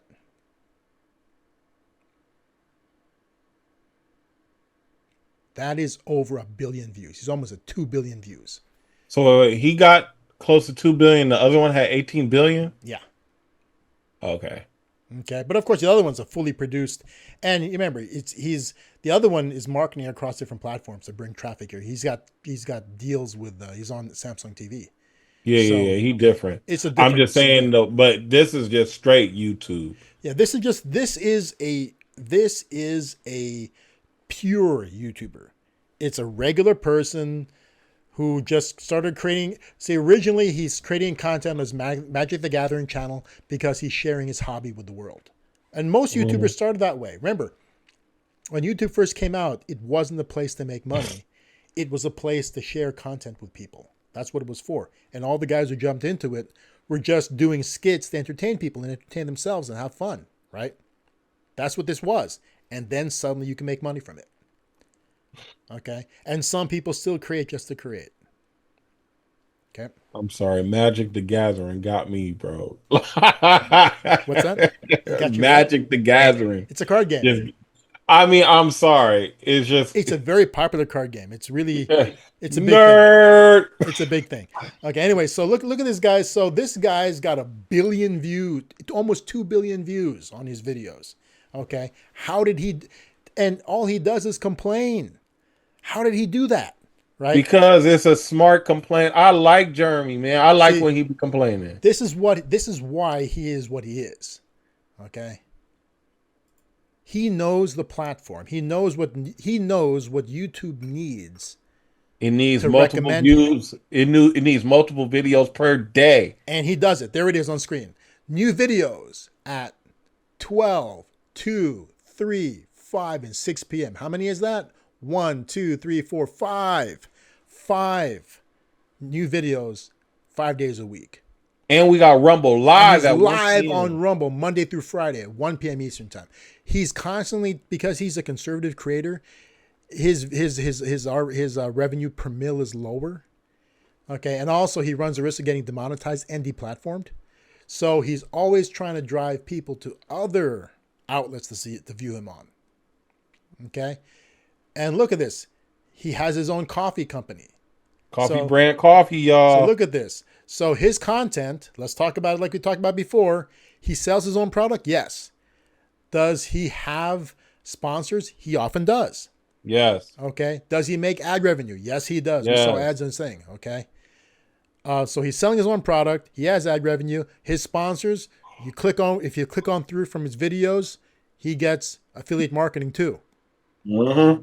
And he has, if you look at his links, he used to use Patreon as a source for subscribing to him, to support him. He uses a different service now.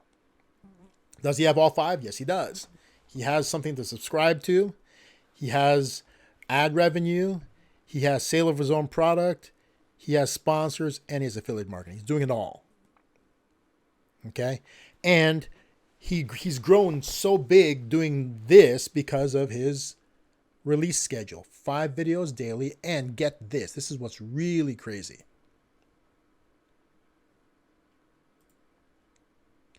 Okay, these are his shorts. This is one of the reasons he has so many views, okay? He records these shorts daily. Now, this is the secret to it. If you've been following the news, and I bet you have, you saw that. Okay, so what he'll do is he will have somebody else's content that he does a 5-second intro and a 5-second outro. Sometimes he makes the short all his own, but let's check it out. Rampage Jackson's son, Raja Jackson, did something absolutely unforgivable over the weekend. He went into a whatsoever. This is his own thing. We're cooked, boys. That's right. As of today, YouTube has rolled out their new AI-powered age verification, which is a maximum. If the videos you look at. Alright guys, gonna show you this panoramic door. Everybody already knows that flying in modern era is kind of a drag. It's no fun for anybody. But then when you get an entitled pickleball coach who also claims to be a lawyer vaping in the bathroom. So it'll be on you, and I'll see you. 25,000. Okay, so he's done quite a bit of an intro on this one, then he plays somebody else's video. And then it ends with this. Support this dude being banned from flying forever. My name's Jeremy. This channel is called The Quartering. Make sure you leave a like on the video, and if you haven't yet, please subscribe or follow down below. This is absolutely a massive win and a thumb in the eye of Stephen Colbert and basically every other late night TV show host who has chosen a side and has stayed on that side. The channel is called The Quartering. Make sure you leave a like on the video if you haven't yet. Subscribe or follow down below. If you take photos on the job and you're like seemingly overnight, age verification is rolled out across the entire. Now that I've gotten a better look at this, you said there's a reason we don't. What's that? How many shirts is he going through a day? You said 14. Well, no, shorts. Yeah. Well, actually, it depends. These recent ones are he's actually making the real full short, right? But there are times, I guess, when he has something to say, he does that. But let's see. There's other times where his short's a little bit different. No, because I'm the amount for him to do this daily, right? I'm just thinking on my production mind right now, right? Yeah. I think this is probably about 4 hours a day. Could be. And this is just like how you would do a radio show. It might be kind of intense how he does it, but he's showing up at the studio. Of course, he has like a small team, but it's a team. They line out everything that they're going to talk about. This is going to be in shorts. We're going to make a video about this one. We're going to do 5 videos on this. The rest of them going to be shorts. And boom, he's recording them, knocking them out. And he's getting the videos done first because he needs the editors to have the videos done for noon. And after that, they just putting out the shorts whenever they whenever they can. Hold on, pause a second. I wanna show you. I wanna try to find. I don't think it's tomatoes. Hold on. I've watched this video like 100 times. I have no idea what. I present you irrefutable evidence that welcome into Quartering Bits, all the day's news. I present you irrefutable. Okay, watch this. Okay, let's. This is an ad of some sort. Okay. I've watched this video like 100 times. Okay. I have no idea. I don't think it's tomatoes that made. Welcome into Okay, so you will see how many shorts he makes a day based on the clothing. Okay. Yeah. So here's one in the yellow hoodie and the Vizia hat. I don't think it's one. I've watched this video. Okay, like here we go. Here's one day. There's the black cat hat and the black hoodie. One. Yeah. I present you irrefutable evidence. Welcome into Quartering Bits. 3 reasons why these. I present you. That one's a 3. That one's only 3 that day. Hear me out. Maybe letting women vote was a mistake. Yikes. Damn. So if you guys could change the Constitution. Okay, so that was a 5. So this is a typical thing. 5-second intro. In one way, how would you change it? And then here's their gender or they else's video. Make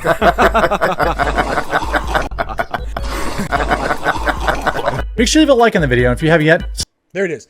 Watch the outro. Okay, watch the outro. Make sure you leave a like on the video, and if you haven't yet, subscribe or follow down below for more daily news. Welcome to Quartering Bites, the short-form news show that covers all the day's top stories. Make sure you subscribe or follow down below for more daily news. Now, today's top story is last night Bill Burr went on Jimmy Kimmel Live and basically went full mask off, asserting that people were blaming the LA firefighters and that it wasn't actually a management issue. So this is January 15th. So his format's changed. Okay, this is so he's calling it the Quartering Bites, right?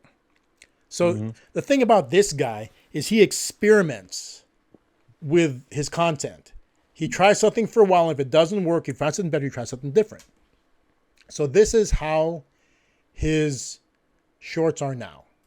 If you've been following the news, and I bet you have, you saw that Rampage Jackson's son, Raja Jackson, called the evil R word. My name is Jeremy. This channel is called The Quartering. Make sure you leave a like on the video, and if you haven't yet, subscribe.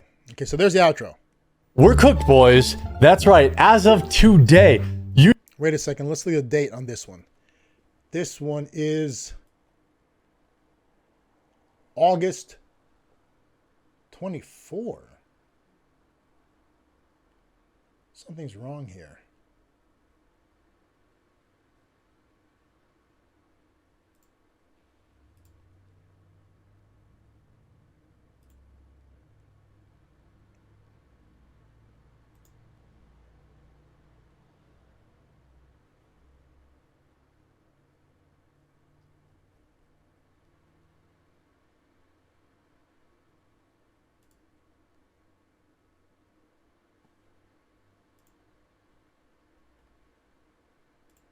in a hilarious, I'm sorry girls, it's hilarious, new trend. Last night, a WNBA game featuring the Liberty and Fever and Sophie Cunningham featured not 1, not 2, not 3, but 4.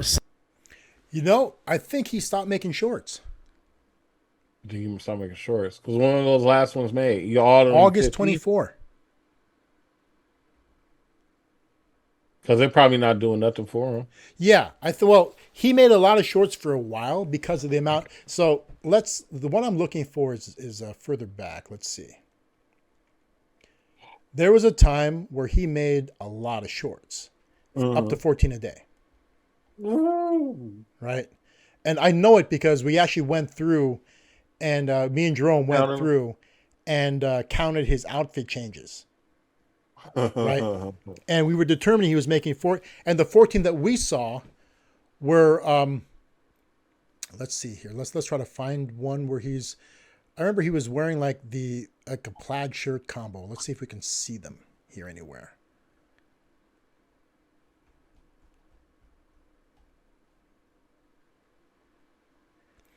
And he was doing like 14 a day. Now, why do you do shorts? For the views, the numbers, the views. Yeah, you can get more views. Yeah, you can up your view numbers. You can up your watch hours. Yeah. Right, and it helps you to pick up subscribers. Yeah. Now, when a person gets to be his size, if you think about it though, when you get to be his size sub number, right? He's at 1 million plus subs, right? Now, when you get a large sub base already, and you have a lot of views, you can kind of back off on doing shorts. Like, to give you an idea,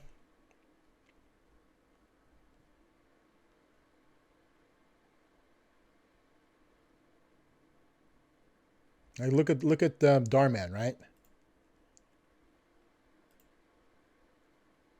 He hasn't done a short since this. On October 3rd, he asked me what day it was. Hey, what day is it? He hasn't done a short since October 3rd.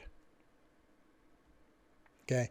If you look at his shorts content, the number of shorts he made leading up to this have been diminished. He's making less and less shorts because he doesn't need it. He doesn't need these shorts anymore. Right. So once you're bigger, you can, like, shorts are great for us. Right? Because shorts help us to get views. Shorts help our watch hours. Right? As we grow and shorts are a way to get monetized faster. Mm-hmm. Right? But shorts don't earn you money. Right? On our shorts, on any of these shorts, there's no ads. Now, there are ads in between, but you only get ads on shorts. We're playing creator pick. Whereas ketamine therapy. Hey, excuse me, man. Hey, I'm Dar, man. I tell inspirational stories. Turn the sound off. Ads will appear in between at some point in time, but you got to scroll. So in order for people to see ads in your shorts, they have to scroll and keep watching your content to eventually get an ad, right? And we're not getting any here. Okay.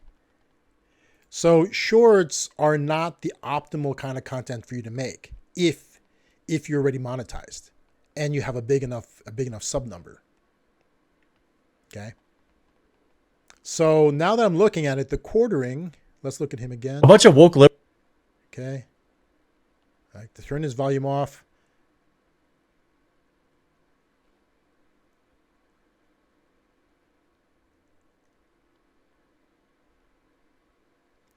Yeah, you can count how many shorts he makes based on the outfits he's wearing.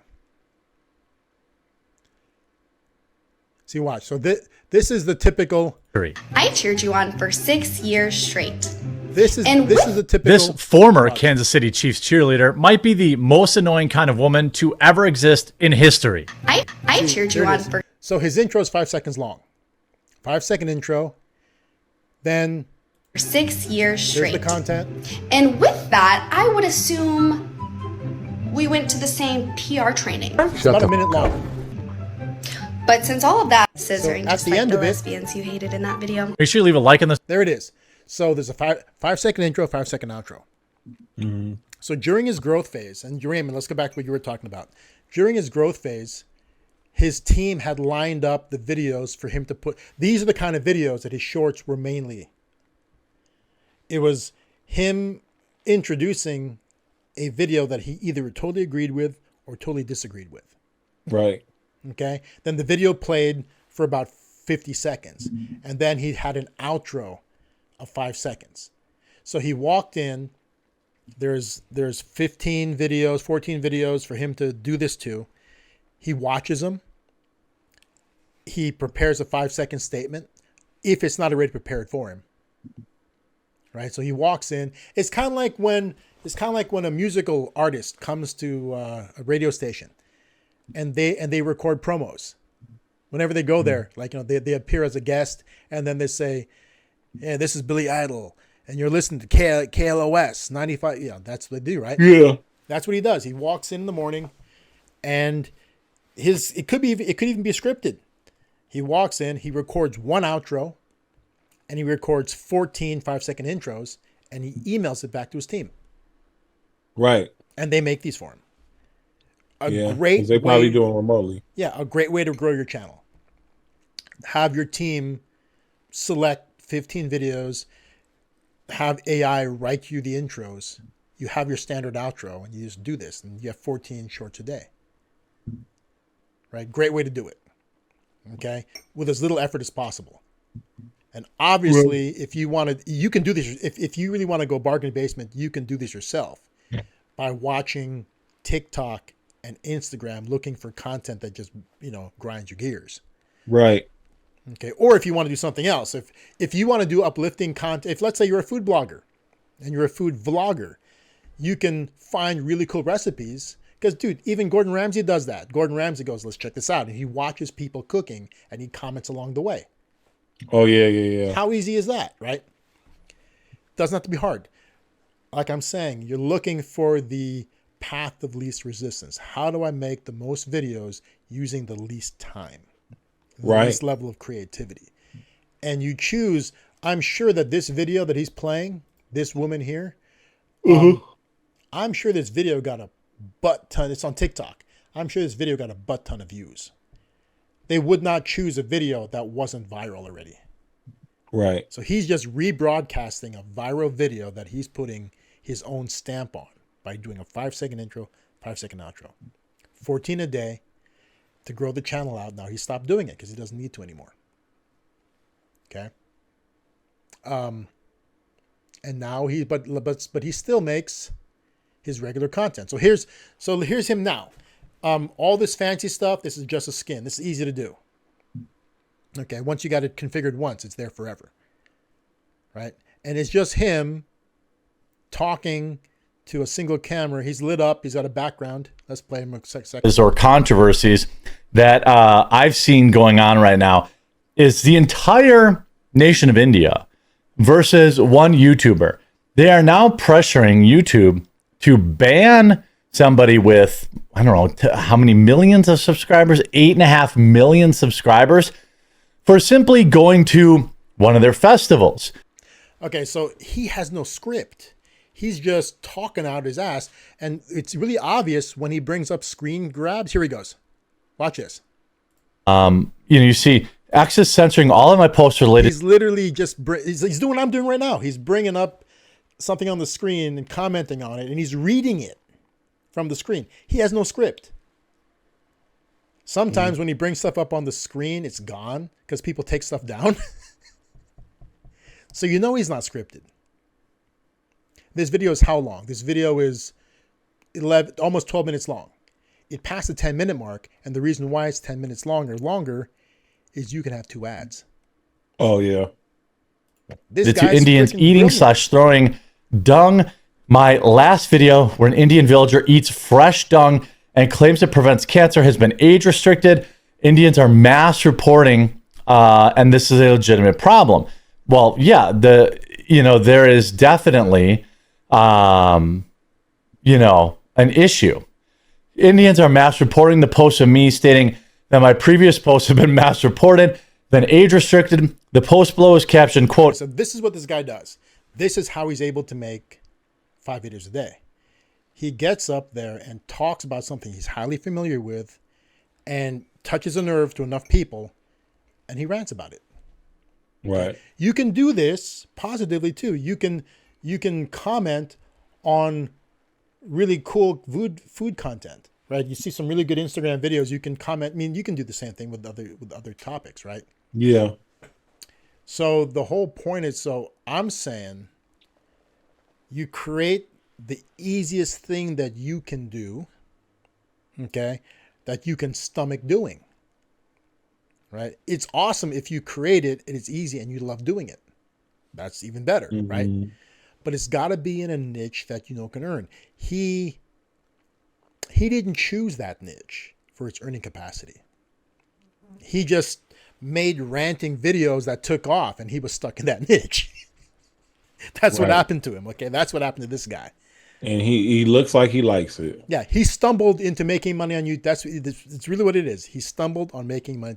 A guy making content he wanted to make had to earn money. He started making money. You know, he just wanted to talk about Magic the Gathering. Yeah. Well, he just wanted to talk about. He wanted to complain about the other players involved in Magic the Gathering because his other channel is a Magic the Gathering channel about the game itself. This channel started off as a channel complaining about the other players.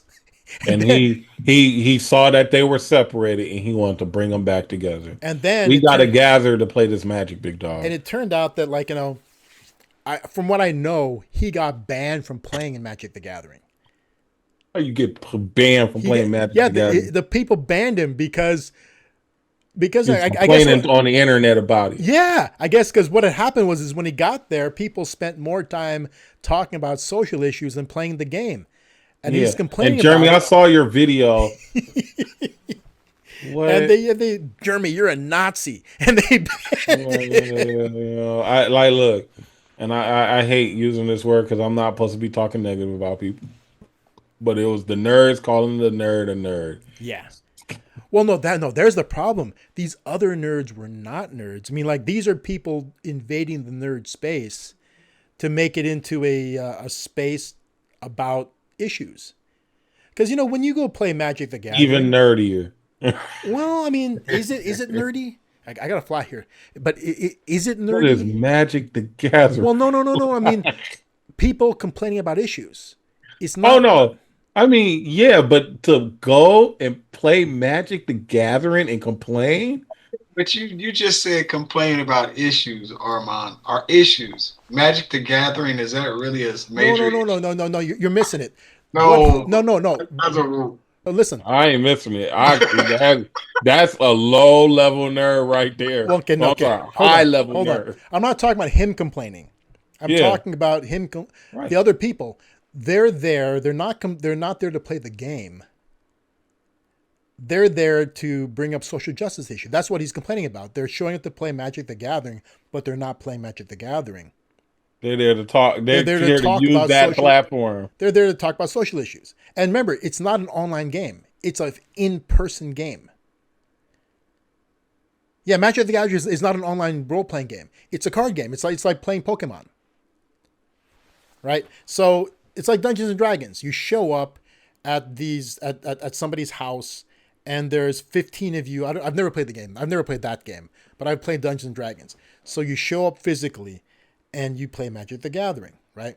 And oftentimes there's hobby shops. So you go to a comic book store or a hobby shop, and that's where they play. They show up, and there's like 10 tables of people playing Magic the Gathering. Do they have to dress up to play this game? You know, some of them do. Some of them show up in garb. Like, what's his name? Henry Cavill is a huge, not just video gamer, but a tabletop. These are called tabletop gamers. Henry Cavill plays a game called Warhammer. Is Magic the Gathering really like a Pokemon for adults? Like No. Oh, Magic the Gathering is like a card in-person version of, so what will happen is in Magic the Gathering, you'll be adventuring, and then you'll encounter enemies, and you use the cards you have, you throw them down when you attack. So it's more like a Dungeons and Dragons. Kind of, yeah. Kind of like a Dungeons and Dragons. It's a card game.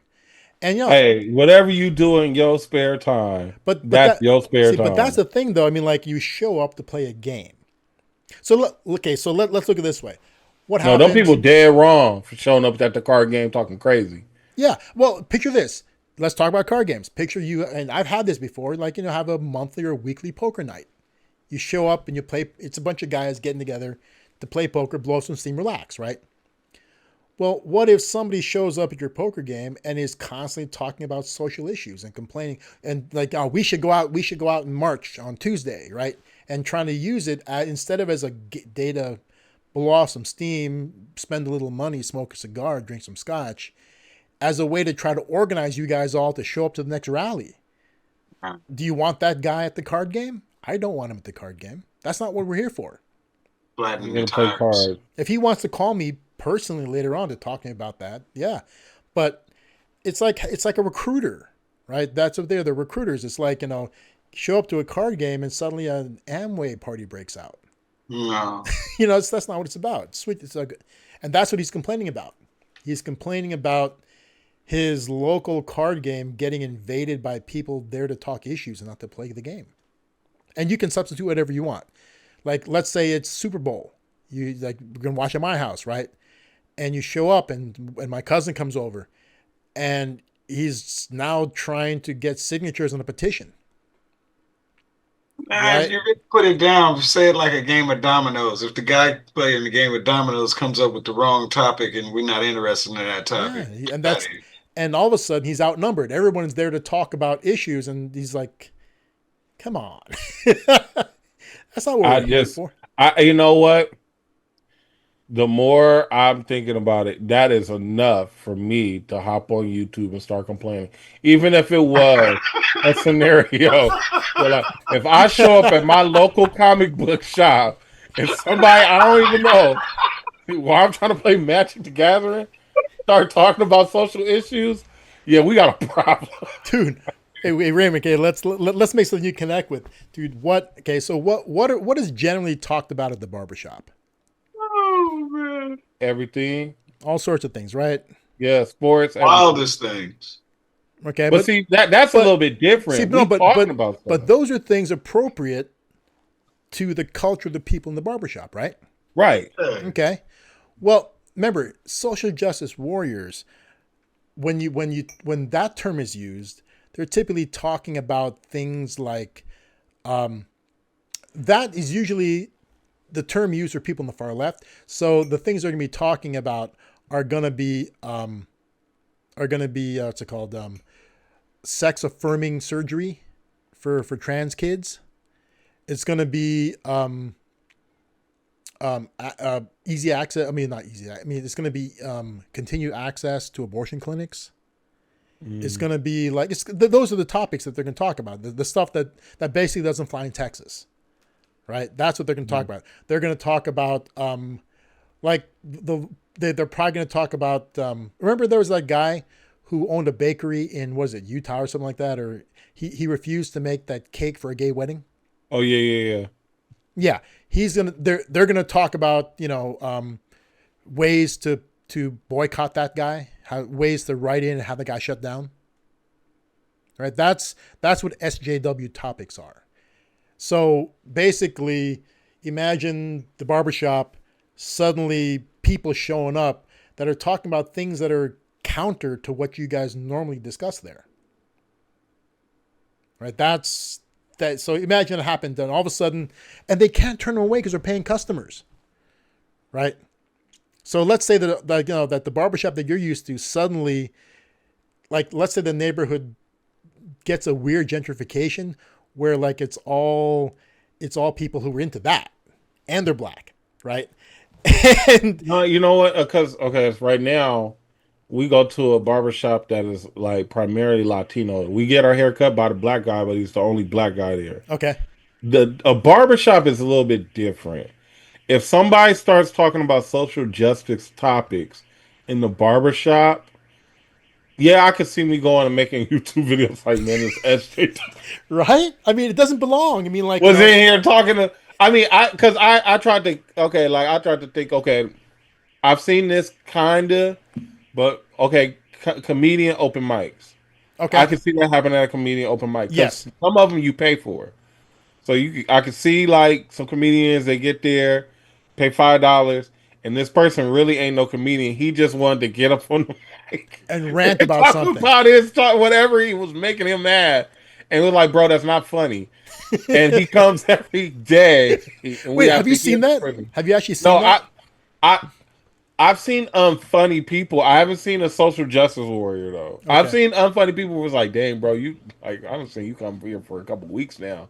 It's not funny, bro. Okay, so to give you an idea what a SJW is, typically it's going to be, I'm not saying this to disparage these people direct. I mean, like, it's going to be like, like a white lesbian girl with blue hair. Yeah. Or even just a white girl with blue hair. Right. Okay. Or a dude with too many piercings in his face. for my taste. I mean, like, that's the look. It's that look of people, and they haven't really experienced a lot of the world, and they're complaining about how things are. That's going to be the look. It's just like if our barbershop, if somebody came in there, say a Mexican dude with the suave haircut and everything like that, and he come in there, and he starts talking about ICE raids. I don't want to hear that. Yeah. I don't care about none of that. I mean, it's people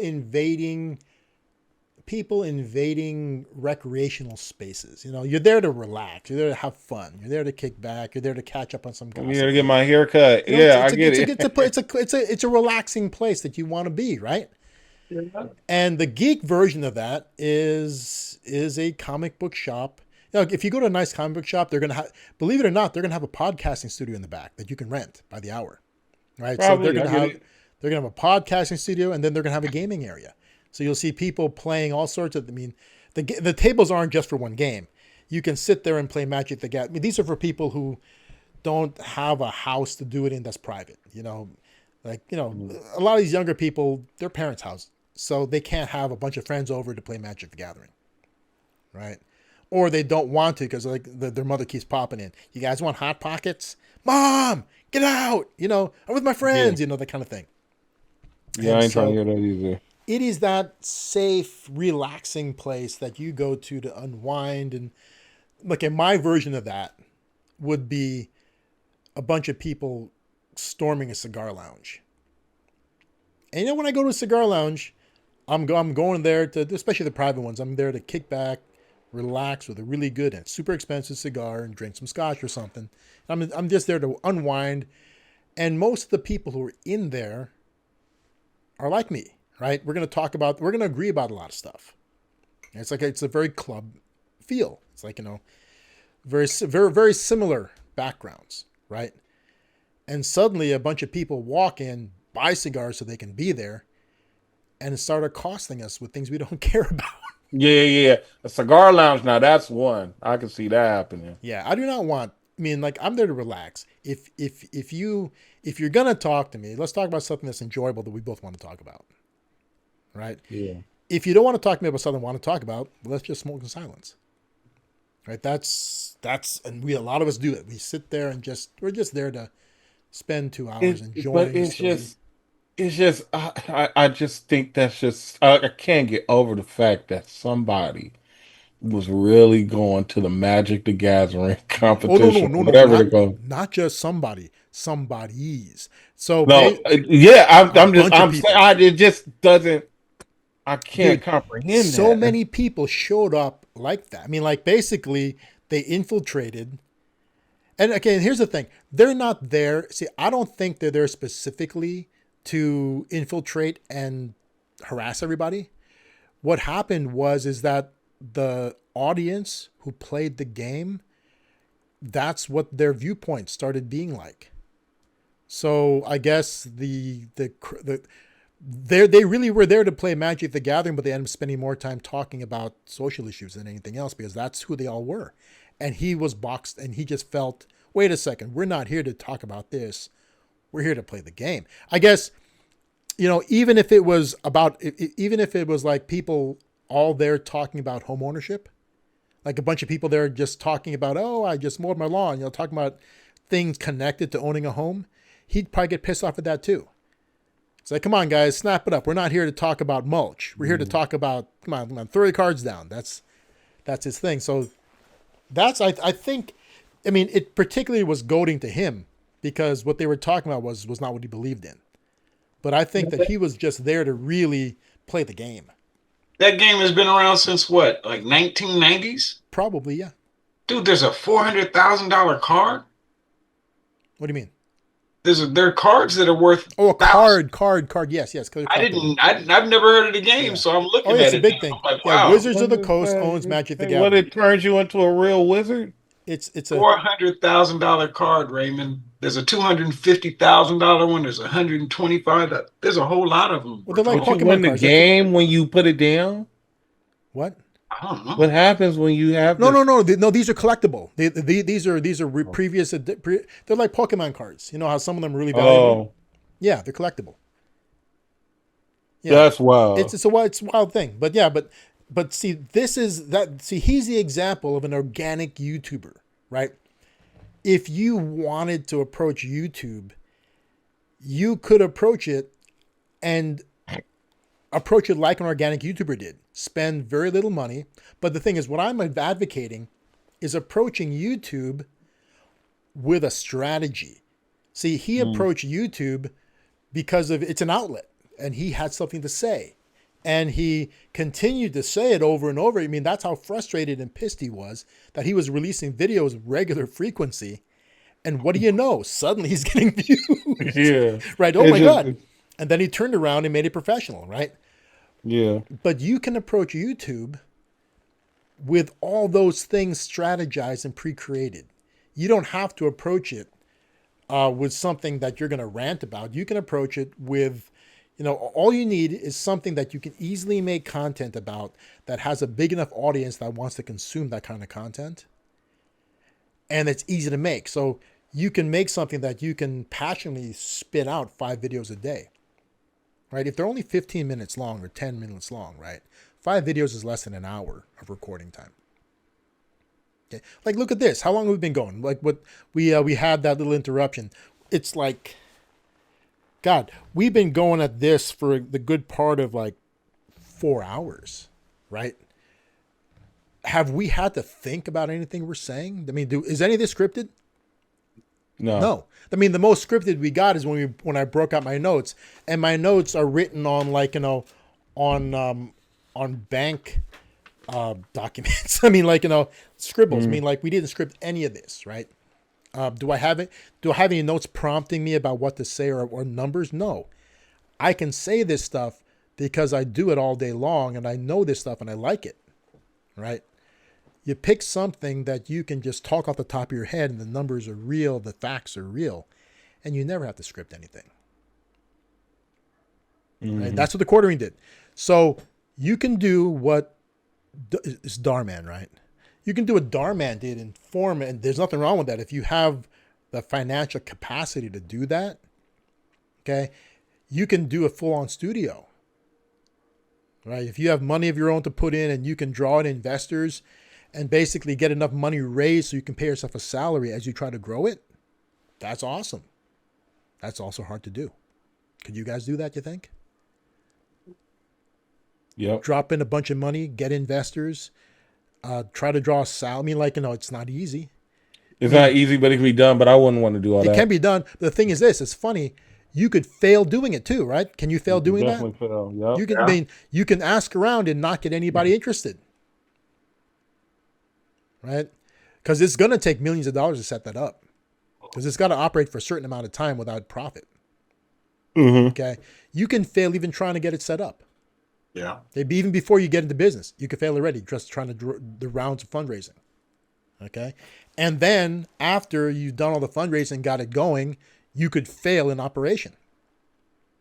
Okay? These are businesses. 95% of them fail. Okay? Or you can organically do it. Knowing what I've just said, you can create a scenario where you can replicate what the quartering did. You insert your own topics, and okay, if did the quartering have to raise any money to do it? No. No. So he had no ability to fail getting the concept together. Nope. Okay. Did he spend any money really while making them? No. No. He can make a video every day without spending any money. Right. Because he already had the equipment. Okay, you guys have it too. They're called phones. You don't need real cameras. You can start with this, right? If you have real cameras, even better. You can have webcams. See, little known fact, Joe Rogan's original podcast on YouTube was recorded on his laptop webcam. Yep. And it was the most awful picture you ever seen. Have snowflakes in it and all types of things. Terrible, right? That's how we started. Okay, Mr. Beast, same thing. Okay, you can start, and that's another example. Joe Rogan is an organically grown YouTuber who's now the most successful podcast in the world. Mr. Beast is an organically grown YouTuber who's now the biggest YouTuber in the world. The quartering is nothing compared to them, but the quartering makes great money on his own time with very little investment. Okay. Doing things the way that I'm saying allows you to continue to be able to do it. The money, you'll never spend enough in this to break you. You'll never get to a point where you say, man, I just spent way too much. I can't afford to spend anymore. It'll never happen. Okay. If you do what I'm saying. Okay. The only thing that could derail you is getting lazy about it. Is not committing to creating the content. Yep. So that's why you make it easy. If you make it easy to create the content, you got no excuse. Mm-hmm. Make it harder, and you're setting yourself up for failure. People erect their own boundaries. They create their own barriers to success. Okay? They make it hard for them to create. You know, if you have to tear down and set up your set every time you record, you're creating a barrier for yourself to get over, right? One day you might just get too lazy, right? If you make it so you have to go somewhere else to record, you're creating barriers. Creating barriers. Yep. I got it right now where I literally walked in. Yeah. Pressed a couple buttons. My computer was already on when I walked in. Yeah. I mean, it makes it easy, right? Like that thing, you turn it on, right? You turn that sucker on. That thing could do of course, there's a certain level of investment in the computers that we've got, right? Yeah. But you're going to use it for other things too, right? So, but you don't need to have this level of computer. You can have something much less advanced. You don't need this level of computer. You don't need it. Okay, but if you got the money, I was doing this off a laptop. We was doing it off laptops. Yeah, originally, we were. Yeah, laptops. Off laptops, and it wasn't nothing. Yeah. Right on my phone. So in my case, I walk in here. There's the computer. I turn on two lights. No, actually, I turn on these two lights over here, and I turn on a light that shines up towards my helmets and a light that shines down to my helmets to give myself the lighted background. I slap on something on the screens behind me. One thing shouldn't be white. Let me take that down. Right on the screens behind me, I have past episodes of our own podcast. Right. So there's something in the background playing. Yeah, I had the Star Wars video too right now, but anyway. And then I have our current OBS recording going. Right. It makes a great background. Right. Mm-hmm. So there's two lights back there that I turn on, two lights here that illuminate me. I turn the camera on. I have an autofocus lens, so I focus it, but I really should put a prime lens. So I get the lens focused on the point behind my mic, so my face is in focus. Right. Then I turn on Zoom. Then I turn on the recording. Boom, that's it. Easy. And there we go. No barriers to entry. I don't have a crazy expensive mic. You don't need can you get a crazy expensive mic? Yeah, you can. You can buy one of those nice high-end Shure mics. Okay, but do you need one? No. We all use the same mic. We all use, the brand is called Blue. The model is called Yeti. There she is. Oh, there we go. Yep, that's all you need. Right there. Okay. Got this, and we got them on these booms so they move around with us. Okay. They're great. I had car alarms going in the background because I got my window open right now. You guys didn't hear a thing. Right? Mic's awesome. Camera. Okay. The camera is a little bit of an investment, but not that much of one. Not that much investment. Get your credit right, and you can be like me. All right, pay mine off. Yeah, less than a cell phone for sure. Definitely less than a cell phone. It's all you need, right? Doesn't take much. And even that, it is less than a cell phone. Yeah, dude, how much are cell phones like? Cell phones are crazy, right? I paid thousands for a cell phone. Yeah. And right now, Quentin's using a webcam, but Quentin has one of these cameras. We should adapt it to him. Anyway, so it doesn't take much. If you can make it so that you don't have to spend money to create your videos, you can make them indefinitely. You can keep making them, and you can keep changing them until you figure out what the audience wants. But you got to make sure you're targeting the right audience. You need an audience big enough to watch you and pay you. And it's more than just YouTube. We're talking about everything. Website, YouTube, social media, everything working together. Mm-hmm. Okay. And we'll do more of these. We'll do more of these dives into other creators, into methodologies, into ways to earn. Okay, if people want to see it. So one thing we never tried doing before is getting people to comment. So if anybody has questions about what we're talking about, agree, disagree, want to say something, just comment. Okay, we're definitely going to read them. That's for sure. We're definitely going to read them. Throw a like on the video if you like it, and for sure, if you feel like it, subscribe. You know, we're trying to grow this. I mean, like, this is us having some fun, putting our money where our mouth is. To show this as an example to people that I talk to this about. But do we want it to grow? Heck yeah. Yeah. I would love for this thing to become a full-blown, like, successful channel. So yeah, that's it. So I mean, anything to add, you guys, and what anything else about what we're doing? Things that come. Anybody have anything else that they want to throw out there? Not really. I think we can get this on to the next episode. Yeah, I think we can too. Because what time we're looking at? Wow, yeah, we definitely covered some ground today, and we're gonna cover more because we're jumping more into what the meat of this really is. It's about making money online. Yep. And we're not talking about online scams. We're not talking about running some sort of bot farm we're not talking that stuff. We're talking about legitimate content creation that makes money. Okay, so if that's what you guys like, tune in for more of these. Okay, so with that, we're going to sign off. Once again, I'm Armand. Tonight we have with me Raymond McDaniel. There he is, and Quentin Tatum. Awesome, guys. Thank you guys all for being here, and we'll catch you guys in the next one.